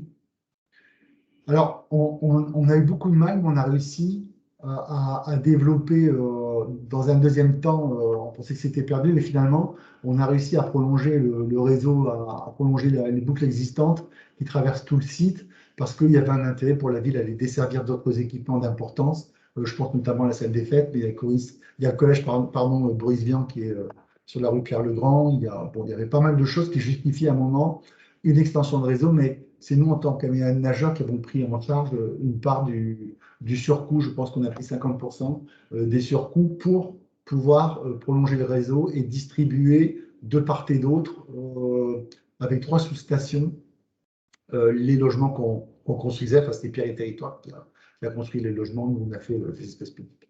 Donc, si on avance. Alors là, pardon, on revient en arrière, excusez-moi, on est déjà un peu trop loin. Alors, je pense qu'il y a une image qui a dû sauter ou qui n'a pas été transmise. Mais en fait, on a réussi à desservir ici les 7 maisons individuelles en bande qui ont été desservies. Elles le sont depuis une sous-station qui dessert, elle, qui a été construite pour alimenter un programme de logements libres d'investisseurs, donc d'une 40aine de logements. Et parce que c'était évidemment impossible de desservir des maisons individuelles privées si on n'était pas rattaché finalement à un gros client. Et donc, on a fait ce montage où il y a un bout de réseau qui passe dans la voirie publique parce qu'on a fait attention à ce que les propriétaires des maisons individuelles ne se retrouvent pas demain à financer des interventions sur le réseau et sur le domaine public. Et donc, il y a le règlement de copropriété qui intéresse également ces 7 maisons individuelles. Et donc, elles sont maintenant raccordées au chauffage individuel avec des échangeurs à plaques. Bon, voilà. C'est la seule fois où on a réussi à distribuer des maisons individuelles dans un projet en neuf sur un de nos programmes qui s'y prêtaient pourtant tous, parce qu'ils étaient tous très largement au niveau du seuil critique, mais il n'y avait pas les réseaux forcément à côté des sites de développement. La deuxième tentative, on est sur le PMR4, on est sur Roubaix, dans le quartier du Pile. Alors, bon, voilà le projet. On voit que c'est un projet avec des aérations, un parc et puis des constructions neuves en marron. En orange, ce sont des interventions et en bleu, ce sont des interventions dans le diffus, selon qu'on en est nous-mêmes, on en assure nous-mêmes la maîtrise d'ouvrage ou que c'est des propriétaires, des investisseurs privés qui le font. Et là, il y avait un travail sur la précarité énergétique et sur l'idée d'aller développer une boucle parce qu'on est sur de la ville dense et basse, mais très dense, et qu'il y avait, les premières études montraient qu'il y avait, en tout cas du point de vue de l'économie, je dirais, d'un réseau de chaleur dans un tissu urbain comme celui-là, il y avait quelque chose d'assez évident. Alors, si tu avances, voilà, on retrouve le même schéma, mais à côté, on a OVH qui est dans les premiers mondiaux de serveurs informatiques et qui dégage une chaleur fatale assez très conséquente. Et on voit qu'on a aussi le réseau de Roubaix qui passe en vert. Donc l'idée, c'était dans ce bleu un peu bleu France, là, bleu clair plutôt, c'était de développer une boucle dans la partie la plus dense pour aller desservir des maisons individuelles. Avec un système de découplage de réseau haute température, basse température, pour avoir une boucle basse température. Et le bureau d'études avec lequel on bossait, Soning, avait même imaginé une solution avec des tuyaux de dessert qui passaient en façade, comme un réseau électrique, parce qu'on était sur des réseaux de très petites sections et que ça nous semblait le plus simple à délivrer. Donc voilà. Alors OVH étant un moyen aussi d'aller fournir une énergie pas chère. Bon, à un moment, ça a été repris par la main a été reprise sur l'étude par la métropole, par les services de la métropole, qui venaient de prendre la compétence. Bon, ça a été les négociations avec OVH ont été un échec et nous, on n'a pas réussi. Enfin, il y a un problème pour ce type de montage. Enfin, l'idée, c'était peut-être de créer une ou deux sous-stations et que ces sous-stations desserviraient des particuliers, notamment là où nous, en réhabilité, on avait la main pour aller créer un système de chauffage collectif individuel. Enfin, c'est une sous-station collective, mais c'est du chauffage individuel. Et donc, voilà, tout ça n'a pas vu tout ça n'a pas vu le jour. Mais si on avance, ce qui nous intéresse dans ce schéma-là, ouais, bon, on retrouve alors, dans l'idée aussi de ça, ça peut fonctionner que si on a des particuliers, des investisseurs privés qui se regroupent pour faire une espèce de communauté d'acteurs ou de centrale d'achat qui soit à la hauteur des 30 kilowatts qui ont été évoqués tout à l'heure, qui est un peu un seuil pour créer, si j'ai bien compris, une unité de clients. Alors, à charge ensuite d'organiser ces propriétaires privés individuels, d'abord de trouver l'endroit où on installe la sous-station, de créer le réseau, bien évidemment, et avec la souplesse qu'il faut pour que ce réseau puisse se développer dans le temps, parce qu'on n'a pas forcément tous les clients en même temps, le même jour. Tout ça se réhabilite pas en un seul programme, mais dans une même unité de temps. Et puis aussi on avait posé la question d'un tarif social, je l'ai posé tout à l'heure, mais l'idée c'était quand même d'avoir un accès pas cher à une énergie propre. Alors tu peux avancer. Alors, ça, c'est pour poser la question dans laquelle on se trouve aujourd'hui. C'est Moulins et Oisem à Lille, et on voit les boulevards sud, sur lequel tout à l'heure on voyait le réseau nord qui passe. Ce réseau, il innerve très peu l'intérieur des quartiers. J'ai vu qu'il y avait une boucle qui rentrait dans Moulins, et là où je vous parle, j'ai fait la filature, effectivement, on est au réseau de chauffage urbain. On voit les périmètres resserrés en plus foncé, qui sont des secteurs d'intervention privilégiés pour nous, parce qu'on intervient sur l'habitat dégradé, mais sur des lieux qui sont resserrés autour de ce qu'on a appelé les lieux d'intensité urbaine. On voit les taches bleues qui sont des taches de logements sociaux qui pourraient être intéressés. Il y a beaucoup d'équipements publics, il y a beaucoup de gros sites qui pourraient être potentiellement desservis et générer un développement de réseau dans le cœur des quartiers. Et nous, ce qu'on pose, c'est la question de comment on trouve un modèle comment on construit un modèle économique, juridique et financier qui permette de desservir des particuliers. Parce que ça nous semble particulièrement pertinent aujourd'hui, dans le cadre de l'île santé bas carbone. Je veux dire, moi, je retiens que l'économie, elle est passée sur un réseau de chauffage urbain, il y a une économie financière, mais elle n'est pas si significative que ça, même si elle n'est pas neutre.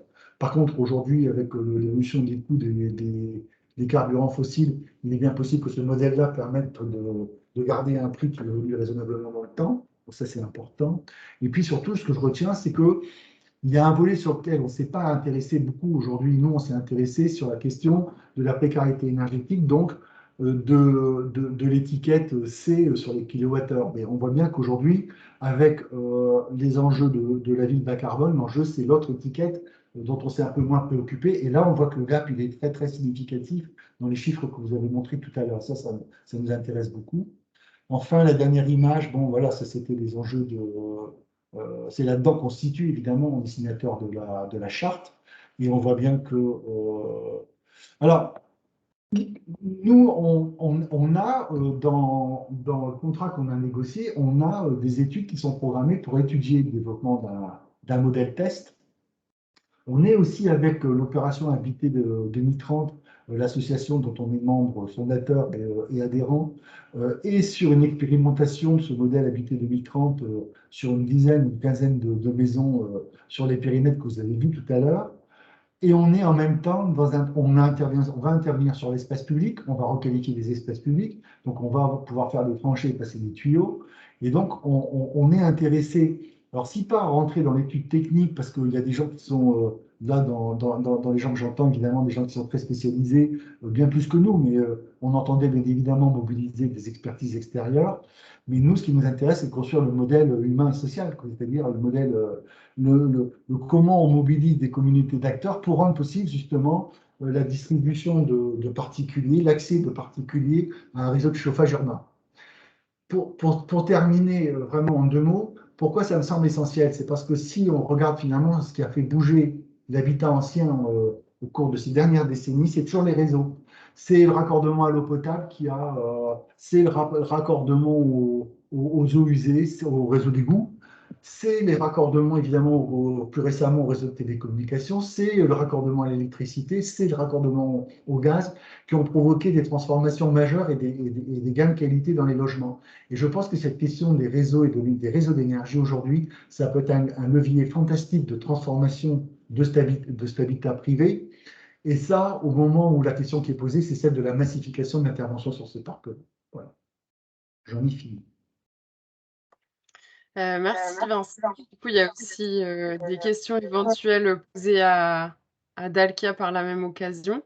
Je ne sais pas si Dalkia veut réagir suite à cette présentation, ou sinon, en tout cas, si vous avez des questions à poser à la Fabrique des Quartiers par rapport à ces 2 retours d'expérience, je vous invite à lever la main pour que je puisse vous donner la parole.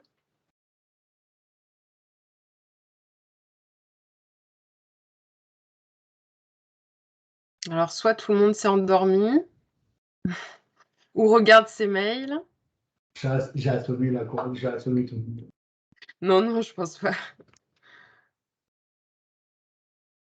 Gaëlle, c'était une erreur peut-être ou... Gaëlle, si après oui, tu voulais parler? Oui, en Gaëlle effet. Oui, une petite question. Justement, comment se faisait la gestion de la facturation pour les particuliers? Quel système a été mis en place et quel est le retour là-dessus? Quelle est la perception des gens par rapport à ça? C'est une bonne question. Si je ne l'ai pas indiqué, c'est que je n'ai pas la réponse. Parce que non, mais ça vaudrait le coup de retourner aujourd'hui, au bout de 4 ou 5 ans, pour voir comment ça vit. Mais le principe, c'est que je pense que le principe qui a été mis en place, c'est un client unique qui est la copro des logements qui sont en copro, qui refacture au prorata des consommations à chacun à chaque membre de la copro, quoi. Alors, ce que je ne sais pas, c'est comment, est-ce qu'ils ont monté une ASL, enfin, c'est par quel montage juridique ils l'ont conclu. Est-ce qu'il y a eu une ASL, parce qu'il y a bien un moment des flux financiers qui doivent s'organiser entre celui qui est le titulaire du contrat qui paye et puis ceux qui en bénéficient. Mais je pense que ça serait intéressant de retourner s'y intéresser. Je vois qu'il y a Aurélien Renard qui en sait peut-être plus que moi sur le sujet. Oui, je monte juste. Oui, bonjour, je ne sais pas si vous m'entendez bien. Moi, je suis le syndic qui gère ce site, donc je peux vous expliquer. Je ne voulais pas trop intervenir parce que je pense que c'est le réseau de chaleur, c'est le fonctionnement de demain. C'est celui qui est le plus écologique. Ce n'est pas forcément le plus économique. Je ne voudrais vraiment pas qu'on associe, moi je parle en tant qu'usager, quand on superpose les coûts, l'abonnement au réseau, il est cher. Et quand on dit aux clients que la TVA est à 5,5, on oublie parfois de leur donner le coût de l'abonnement qui ne va pas corroborer forcément un abonnement gaz ou autre. Et je pense que ça fait partie des points de progrès sur lesquels il faudra travailler si on veut y faire adhérer des copropriétaires, parce que le grand public n'a pas forcément bonne presse de ce type de système, qui est pourtant, je le répète, je suis convaincu que c'est celui de demain et c'est le plus vertueux. Dans le cas de l'opération Boris Vian, il y a plusieurs copropriétés, une ASL et il y a plusieurs sous-stations. Alors là encore, sur le papier, ça marche bien. Dans la pratique, techniquement, il n'y a pas d'incident. En revanche, c'est compliqué dans le fonctionnement entre les propriétaires, puisque entre celui qui achète sa maison et qui pense qu'il va gérer son chauffage, sa mise en service, son entretien, comme il l'entend, il découvre qu'en fait, il doit s'associer à ses voisins et surtout, il ne peut pas choisir non plus le prestataire qui va entretenir, la manière dont il souhaite le faire. Donc, il y aura un chemin à faire, une pédagogie à avoir. C'est pas simple. Cette opération, c'est vraiment de la prouesse pour avoir fait fonctionner tout le monde ensemble. Mais en l'occurrence, ces gens qui ont acheté une maison, ils se retrouvent associés dans une ASL avec une copropriété. On superpose en fait des arcanes de fonctionnement qui sont complexes dans les rapports entre individus et surtout on leur crée une interdépendance financière. C'est-à-dire que si le voisin ne paye pas le chauffage, ça devient très vite compliqué à gérer. Donc, techniquement, ça n'a pas posé de problème, ça fonctionne plutôt bien. Dans la copropriété aussi, voilà, il y a eu des petits soucis, mais c'était plutôt lié au mode de distribution à l'intérieur de la copropriété, puisque quand on a ce type de sous-station, on a des décompteurs qui sont sur les paliers et que ces décompteurs, ils occasionnent beaucoup de déperditions. Donc, on se retrouve avec des parties communes très chaudes et des intérieurs de logement avec des températures différentes. Ça, c'est une autre parenthèse. Mais voilà, ça a bien fonctionné techniquement. Dans les rapports entre les propriétaires, ben, ça oblige à avoir une association de propriétaires, surtout quand on mixe des maisons, du collectif et autres. Voilà, mais voilà, et je pense que compte tenu des enjeux climatiques qu'on a, on ne pourra pas faire autrement que d'utiliser davantage ce type de système. Mais voilà, je voulais réagir en vous donnant le retour d'expérience de celui qui gère le site et de vous dire que voilà, j'ai juste mon petit envie de râler un tout petit peu parce qu'au bout du compte, ça reste quand même un coût de chauffage qui a des coûts fixes qui sont assez onéreux. Et sur ce point-là, il faudra qu'on fasse un effort. Je pense juste au R2, à l'abonnement du réseau. Il n'est pas neutre. Voilà. Et il faut le superposer. Si à côté de ça, je mets bout à bout un appartement avec quelqu'un qui a une chaudière ventouse ou une chaudière avec un conduit 3CE, je ne sais pas si au bout du compte, il est gagnant ou pas. Parce que entre le moment où il gère vraiment tout seul son chauffage et celui où il est raccordé au réseau, c'est différent. Je pense qu'on peut progresser. Voilà, j'ai plutôt envie de dire cette chose-là. Il faut qu'on progresse et qu'on arrive en tout cas à faire baisser les coûts induits que peut susciter le raccordement au chauffage urbain. Et je le redis dans ma conclusion, je reste convaincu que c'est pourtant le mode de chauffage de demain. Voilà. Peut-être que du coup, on pourra, lors du deuxième retour d'expérience, alors je ne sais pas si Link City a l'information, de savoir qu'est-ce qu'il en a été à ce sujet. Voilà, enfin, on va laisser la parole à Link City et du coup, il y aura un autre temps de questions-réponses qui pourrait être à la fois pour la première partie et cette deuxième.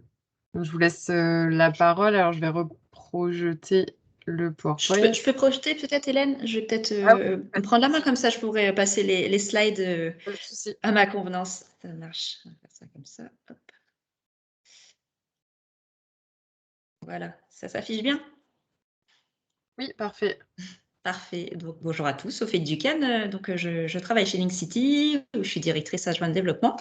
Et j'interviens ici pour vous parler, pour faire un tour d'expérience sur le programme de la Maillerie que Link City a développé conjointement avec Node. La Maillerie, je quand même... Pardon? Je vous coupe si c'est possible de mettre en plein écran, ça sera du coup plus visible. Merci. Plein écran, plein écran. Comment est-ce qu'on fait déjà? Alors du coup, à côté de 65,5%, le troisième picto à droite. Oula. Et plein écran. Alors... juste à côté là, du plus. Oui, pardon, sur le PDF. Là, voilà, juste à droite, je pense. À droite. Là, je pense. Voilà, ça marche mieux? C'est bon pour vous? Ouais, c'est bon, merci. Ok, je reviens. Donc ici, je vais parler très macro, je vais parler un petit peu généraliste avant de venir dans le détail du réseau de chauffage urbain qui nous occupe aujourd'hui. Mais bon, pour fixer un cadre, la Maillerie, en fait, on est sur les communes de Villeneuve d'Ascq et de Croix, et on est sur on rebâtit la ville sur la ville, on reconvertit un ancien site donc logistique des Trois Suisses, qui était d'ailleurs précédemment des usines de peignage de laine depuis la fin du 19e siècle et jusqu'au début des années 2000. un site donc d'entrepôt logistique que des Trois Suisses. Et après, bon, les VP6 sont connus, la décroissance qu'on sait tous, et les Trois Suisses ont fini par abandonner le site dans les années 2010 et transférer l'activité vers un autre site. Donc, ce grand site contenant beaucoup de hangars restait quasiment à l'abandon, et donc il a été décidé d'y faire une opération d'aménagement d'envergure. Est-ce que, puisque là j'ai le PowerPoint en plein écran, les slides passent bien, il n'y a pas de problème? Oui, oui, c'est bon. Merci. Parfait. Pour localiser un petit peu plus le quartier de la Maillerie, cette slide est assez parlante. En fait, vous voyez en haut, au nord du site, le métro de Croix-Centre. Donc, on est vraiment à 5 minutes à pied du métro de Croix-Centre. Et au sud-sud-est, les grands boulevards hein, qui mènent du parc Barbieux à Lille, bien sûr, en une vingtaine de minutes en transport en commun jusque Lille-Centre. Et donc, j'en viens un peu plus dans le détail de la programmation du quartier. Donc, comme je l'ai dit, le quartier de la Maillerie, c'est une opération conjointement menée par Link City et par Nood, qui se sont associés via une société de projet pour déposer un permis d'aménager sur ce site qui fait plus de 10 hectares. Et le permis d'aménager a été obtenu. Et si vous passez dans le coin, dans le quartier, sur la rue Jean Jaurès ou l'avenue Le Nôtre, vous verrez qu'à l'heure actuelle, les bâtiments poussent comme des champignons. Mais on est encore en plein chantier. Là, pour l'instant, il y a un bâtiment qui est livré, un ensemble de bâtiments de logement qui est livré. Et également un bâtiment qui fait le parking silo du quartier qui est livré. Et on est sur le point de livrer cet été d'autres bâtiments. Donc, ce qu'on fait sur ce quartier, on y fait vraiment une vraie mixité programmatique. On y développe du bureau, des commerces, des restaurants, des résidences-services, donc résidences seniors, résidences de tourisme, résidences étudiantes, plus de 700 logements, une école et également un parking partagé. Voici ici à l'écran le plan masse du quartier. Et donc, c'est au total 90 000 m² de SDP qui sont développés à 50% par Nood et par Link City, avec notamment plus de 30% de social et d'intermédiaires sur cet ensemble de logements. On voit également ici, au nord et à l'est du site, un grand parc qui est géré par la MEL dans le cadre du plan bleu, avec réouverture de la Marque, qui est le ruisseau qui était canalisé à cet endroit-là sur l'ancien site des Trois Suisses, et donc qui sera rouvert, et un beau parc qui attend les usagers du quartier. Je ne sais pas si c'est que pour moi, mais les slides ne déroulent plus. Enfin, en tout cas, on est sur la page programmation là. Ah bon? Je vais essayer de repartir. J'ai pas de plein écran. Est-ce que là, vous voyez la slide sur le quartier au service des usagers? Alors moi, non. Non. Non plus. Non. Ah. Ça dépend peut-être des gens. Oui, pour moi, c'est bon. Ah, bon. C'est dommage. Mieux. Moi, je vais essayer de repartir. Et hop, je le réessaye. Voilà. Est-ce que c'est bon pour vous tous? Là, c'est bon pour moi, c'est bon. Ouais. Nickel. Donc, je continue, mais macro, hein, sur tous les services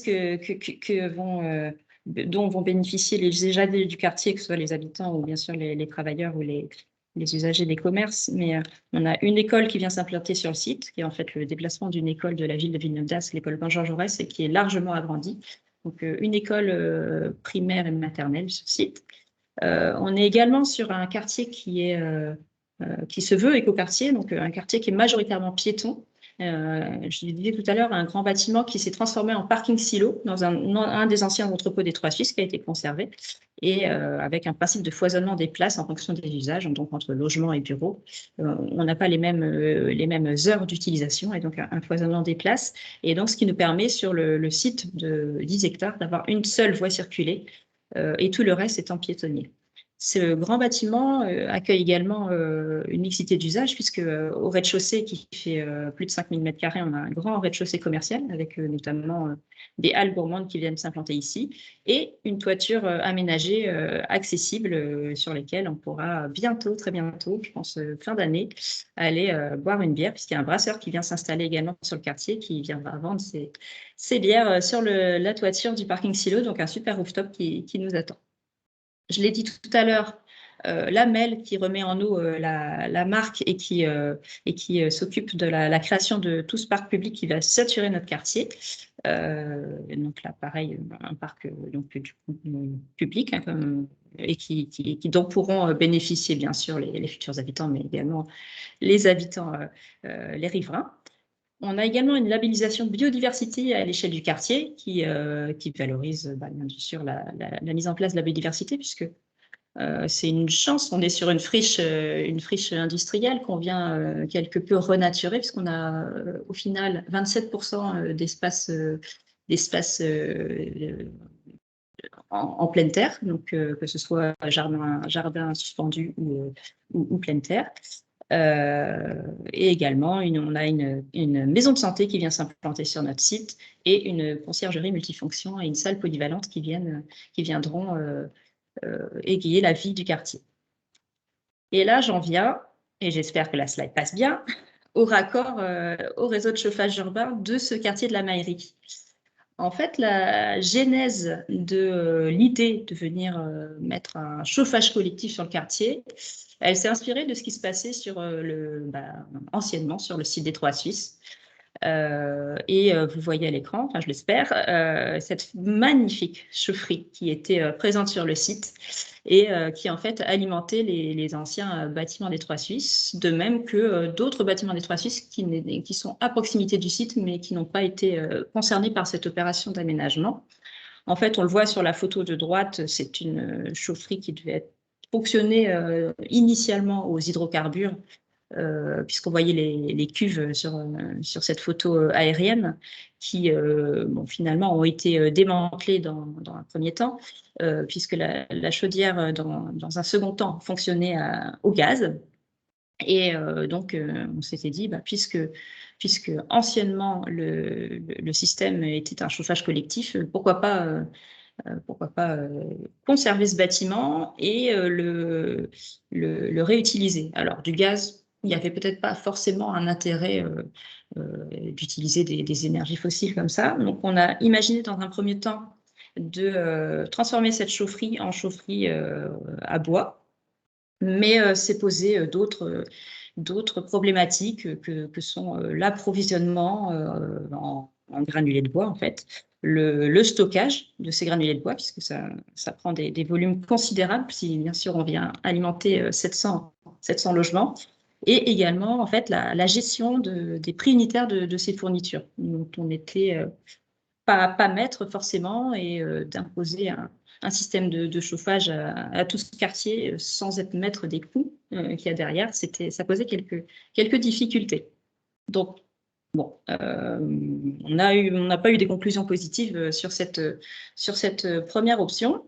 Et on a failli abandonner l'idée du chauffage collectif, puisqu'en fait, le réseau de chauffage urbain ne passait pas à proximité de notre quartier, loin de là. Mais on s'est quand même rapproché de Dalkia, et il y a eu un partenariat qui s'est monté, et on va dire de manière très rapide et très, très fluide en fait. Donc, ce nouveau quartier de la Maillerie a pu être accordé au réseau de chaleur urbain parce qu'on a décelé une opportunité avec Dalkia. C'était le rassemblement de différents acteurs publics et privés à proximité, donc qui étaient intéressés par le raccord au réseau de chauffage urbain. Donc on parle de grosses entités, hein. On en revient là, mais évidemment, ça a boosté l'intérêt pour pour cette extension de réseau. On a notamment une cité scolaire, la résidence Flandre, qui est la plus grosse, c'est une immense résidence en copropriété que vous devez connaître, la résidence Les Calèches également, les anciens bâtiments des 3-6 qui n'ont pas été démolis, et également l'EDEC, qui était sur le passage de l'extension du réseau. Et donc, ces opérateurs ont rassemblé leurs capacités d'achat et ont négocié auprès de Dalkia des gros volumes de chaleur. Donc, on est sur un équivalent de plus de 2000 logements, je dirais même au-delà, en fait, si on fait vraiment le compte, puisqu'on a déjà 700 logements sur le quartier de la Mannerie, plus tous les autres logements. Ça a permis de débloquer le sujet. Et en fait, cette réunion de ces gros acteurs a permis de faire cette extension de réseau. Et ce n'était pas une mince affaire, puisque évidemment, il a fallu obtenir les accords de tout le monde. Donc, bien sûr, de la structure d'aménagement de la mairie, sur le principe, on était d'accord, mais il a fallu aussi convaincre les syndics des copropriétés, le conseil d'administration de l'EDEC, que sais-je. C'est un projet qui s'est mené rapidement. En fait, on a pu voir qu'il il emportait l'adhésion de tous. Donc, grâce à ça, grâce à cette extension, on a pu offrir aux usagers de la mairie, et ça fait partie de cette idée d'écoquartier, une énergie desservie par un réseau vertueux, c'est celui de Air Énergie. Donc, je pense que c'était bien la filiale de Dalkia, mais qui était présente sur la ville de Roubaix, qui est venue étendre ce réseau via le fameux CVE d'Halluin, la fameuse autoroute de la chaleur, mais qui venait jusqu'à Roubaix, et donc extension de réseau. Et donc, sur le réseau Air Énergie, plus de 65% d'énergie renouvelable et de récupération. Donc, on imagine bien que si on avait voulu faire la même chose sans passer par ce système de RCU, il aurait fallu blinder le projet de panneaux photovoltaïques ou de technologies très, très avancées pour pouvoir imaginer d'avoir autant d'énergie renouvelable sur notre quartier. Il y a une petite extrapolation. Alors, ça ne concerne pas le quartier de la mairie, ça concerne la résidence Flandre. Vous voyez ici l'estimation de l'économie en termes de gaz à effet de serre, qui était donc la résidence Flandre, qui était classée E et qui passera en C. Donc, ça rejoint un petit peu ce que disait tout à l'heure Madame Selos sur cet impact en termes de CO2 de cette énergie. C'était aussi une gageure, cette extension de réseau, parce qu'en fait, le chantier d'extension de réseau, il s'est tenu durant l'année 2019. Et on a vu en face de nous des collectivités qui ont été très moteurs. Et c'était pas gagné, puisqu'on était dans une période juste avant les élections qui se sont tenues en 2020. Et donc, finalement, on a quand même bien eu l'appui des collectivités de Croix, de Villeneuve-d'Ascq, également de Roubaix, puisque ça passait en partie sur Roubaix, qui nous ont permis de faire ce chantier plutôt rapidement. Et donc, sur quelques mois de l'année 2019, il y a eu quelques impacts pour les riverains et pour les gens qui passaient là sur les voiries, puisque, bien évidemment, le réseau primaire passe dans les voiries existantes, et nous venons, dans le cadre des projets qui sont en train de sortir de tête, bien sûr, en tant que promoteur, on vient veiller à intégrer, bien sûr, dans la conception la sous-station, et qui opère cette interface entre le réseau qui est en domaine public et l'intérieur des bâtiments. Et en intérieur bâtiment, depuis la sous-station, on a un réseau de bouclage de CS qui passe dans les gaines logements, alors pas dans les gaines palières. Là, quand on est en neuf, on fait un petit peu plus comme on veut, mais ça a son importance quand on disait que la chaleur, du coup, vient plutôt dans les logements plus que dans les parties communes. Et ça aboutit à un module thermique d'appartement dans les logements qui permet de faire le comptage des énergies et faire la facturation. Je vais passer cette slide-là, mais bien sûr, on a parlé plusieurs fois du CVE d'Halluin, qui est situé à une quinzaine de kilomètres de notre site. Alors, bien sûr, on n'a pas fait une extension de 15 km, mais quand même de 5 km environ de ce fameux réseau. Et donc, on voit sur cette slide le regroupement d'opérateurs qui bénéficient dorénavant de ce réseau de chaleur urbain, donc qui partait ici de Roubaix et qui passe par une cité scolaire, la résidence Les Calèches, les DEC, notre quartier de la mairie, bien sûr, la résidence Flandre et les bureaux anciennement des Trois Suisses. Et j'en reste là pour des questions-réponses si vous le souhaitez.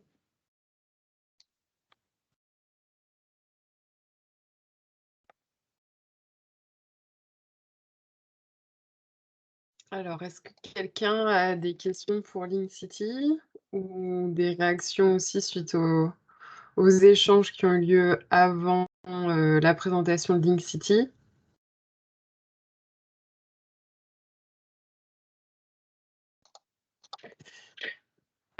Du coup, Guillaume Jacot de la Sorélie.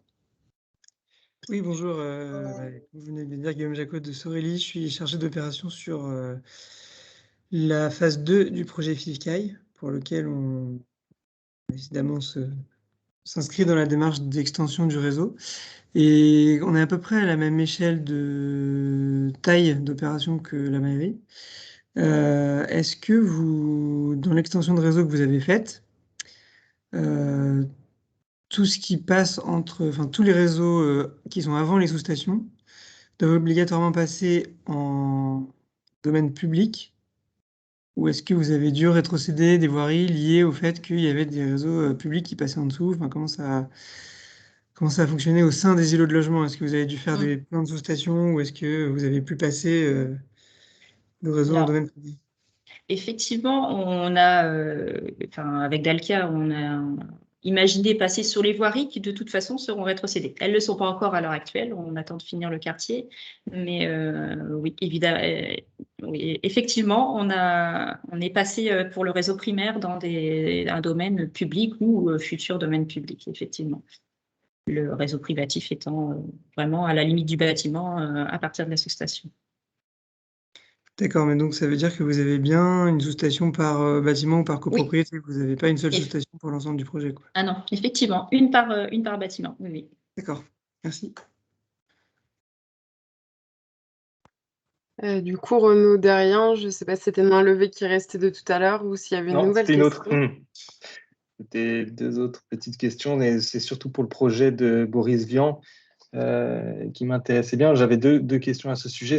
On a parlé de tous les sujets carbone qui sont très importants. Moi, je m'interrogeais aussi sur le volet santé en lien avec du coup la précarité énergétique et le coût de raccordement au réseau. Là, je me posais la question s'il y avait eu des études ou des retours du terrain sur justement l'amélioration peut-être de la question du confort et de la santé des habitants qui peut-être, je ne sais pas, mais renoncer à se chauffer pour cause de coûts trop importants et qui maintenant dorénavant peut-être le peuvent plus. Donc voilà, sur cette question santé et précarité énergétique. Et sinon, pour rebondir aussi sur ce qui a été fait sur la gestion, est-ce que du coup maintenant, si c'était à refaire ou s'il y a d'autres projets qui intégreraient ce sujet, quels étaient les leviers, les bonnes pratiques pour tout ce qui est pédagogie à avoir sur tous les montages de projets là, complexes type ASL, pour celui qui gère le site, comment on pourrait justement simplifier tout ça et voilà, comment on peut servir de ce retour d'expérience très intéressant pour progresser toujours davantage sur d'autres opérations de ce type. Si ça a vocation d'être systématisé, parce que c'est quand même, on voit là quelque chose encore une fois, de très intéressant.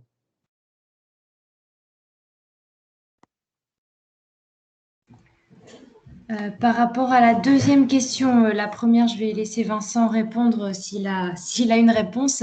Par rapport à la deuxième question, on essaye de plus en plus, quand c'est des quartiers complets qui sortent de terre.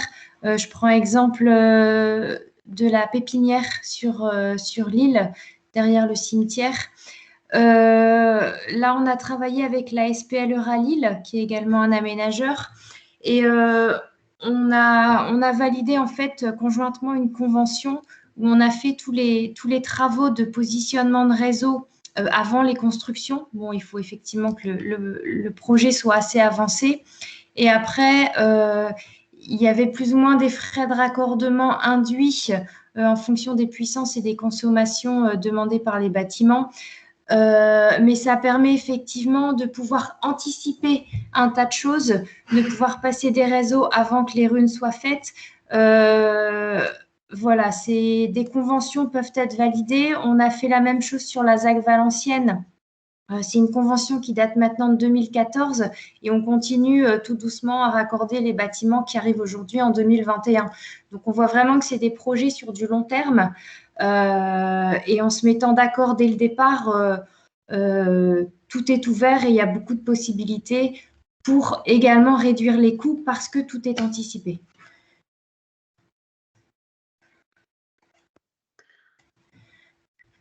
Vincent, je ne sais pas si tu es toujours là parce que pour Oui, moi, tu es figé. Oui. Oui, non, je suis pétrifié. Non, je n'ai pas la réponse, mais enfin, je l'ai redit, c'est que nous, ce qu'on souhaite, là, c'est engager des réflexions.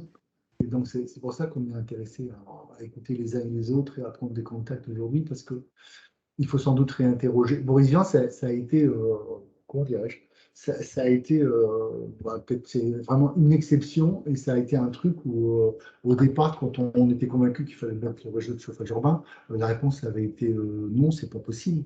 Et ça s'est fait ensuite de manière très rapide, et on a raccroché ces maisons parce qu'on voulait aller au bout on voulait aller au bout de la chose.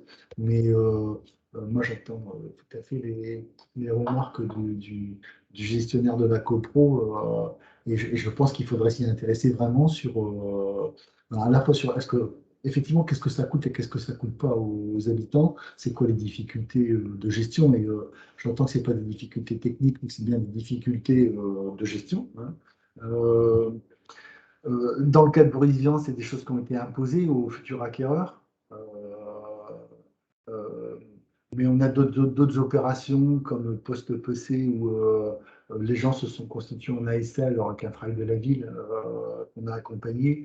Mais il y a quelque chose de très volontaire là-dedans qui vit plutôt très bien. Pas sur le chauffage, mais sur d'autres choses. Donc on se dit que que ça peut se répéter autrement.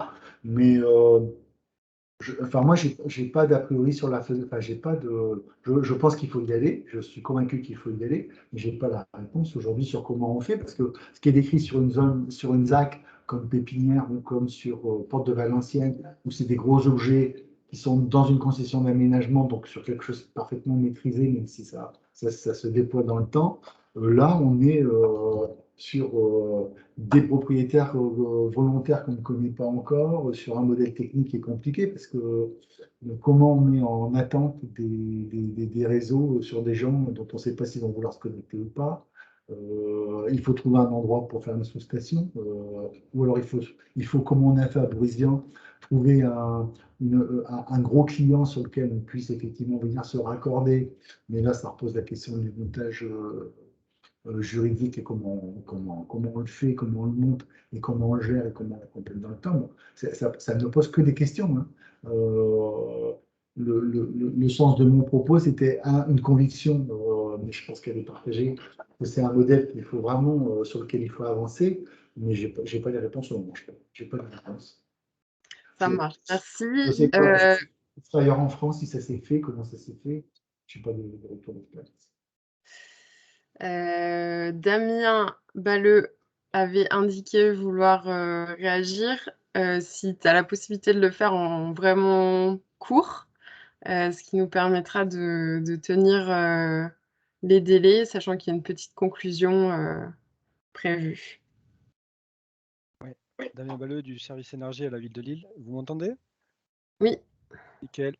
Moi, tout se fiche sur mon écran, mais je vais essayer d'intervenir rapidement. L'exemple de Boris Vian est un exemple particulier, effectivement, et c'est intéressant de voir la question de la complexité de fonctionnement et pas la complexité technique. Et par rapport à cet exemple particulier, il a été évoqué la question des coûts d'abonnement élevés. Et effectivement, c'est élevé si on le compare au gaz et à l'abonnement du gaz, mais on ne compare pas la même chose. Dans l'abonnement au réseau de chaleur, on intègre les investissements, notamment ceux qui permettent de valoriser des énergies renouvelables. on intègre aussi toute une série de coûts de fonctionnement. Et cette part d'abonnement élevée dans le coût de l'énergie au global, elle assure une certaine stabilité. Et en tout cas, c'est le pari que l'on fait à la ville, c'est que ça nous permet de décorréler avec les énergies fossiles, d'autant plus que la chaleur est moins chère. Et là encore, on décorrèle le prix du prix du gaz, ou en grande partie. Et donc, juste ce que je voulais dire, c'est qu'il faut peut-être regarder au cas par cas et peut-être pas juste focaliser sur cet exemple particulier de Boris Vian qui est intéressant parce qu'il vient traiter des sujets qui ne sont pas des sujets premiers pour le réseau de chaleur où on est plus sur les gros clients. Mais c'est intéressant comme exemple parce que on se dit que le problème, il est finalement pas technique, mais qu'il est dans la pratique. Et je trouve que ce serait intéressant de le creuser. Merci Damien. Alors je pense qu'on pourrait échanger longuement sur le sujet. En tout cas, l'idée de cet atelier, c'était d'amorcer les échanges, les questions, les réponses. Et je pense que c'est qu'un début aujourd'hui. Donc en tout cas, on espère que cet atelier vous aura été utile et que vous en ressortez avec un certain nombre d'informations. Et en tout cas, on vous transmettra aussi les contacts de chacun pour pouvoir poursuivre les échanges par la suite. Pour conclure, donc, effectivement, j'en ai parlé au début de l'atelier. On a mis en ligne sur le site internet de la ville une rubrique qui est dédiée au pacte Lille bas carbone. Donc, vous y retrouvez tout un tas d'informations et de documents, notamment le pacte lui-même, les différents outils. Et du coup, on a aussi créé une rubrique intitulée Les rendez-vous, qui indiquera les rendez-vous à venir, mais aussi ceux passés. Et notamment, on y mettra dans cette rubrique les supports de présentation, supports associés à chaque réunion atelier, ce qui vous permettra de retrouver les éléments le plus facilement. Donc, on ne le voit pas très bien en bas de cette slide. Du coup, vous avez le lien et je le remettrai dans la conversation. Et aussi, donc, pour vous dire donc pour toute question ou autre ou suggestion, même pour un futur atelier, soit pour une demande de traiter tel sujet en particulier ou pour un souhait de faire partager un retour d'expérience, du coup, on a une adresse mail générique qui est lillebascarbone@mairie-lille.fr. Que vous pouvez utiliser et qui, du coup, nous permet à Marine et à moi de recevoir les différentes demandes. Voilà, donc en tout cas, je remercie grandement les différents intervenants pour leur présentation et puis je vous remercie également pour votre participation active à cet atelier. Et bonne fin de journée à tous. Au revoir. Merci Au beaucoup, revoir. au revoir. Merci. Merci, au revoir. Merci. Au revoir, merci. Au revoir. Au revoir.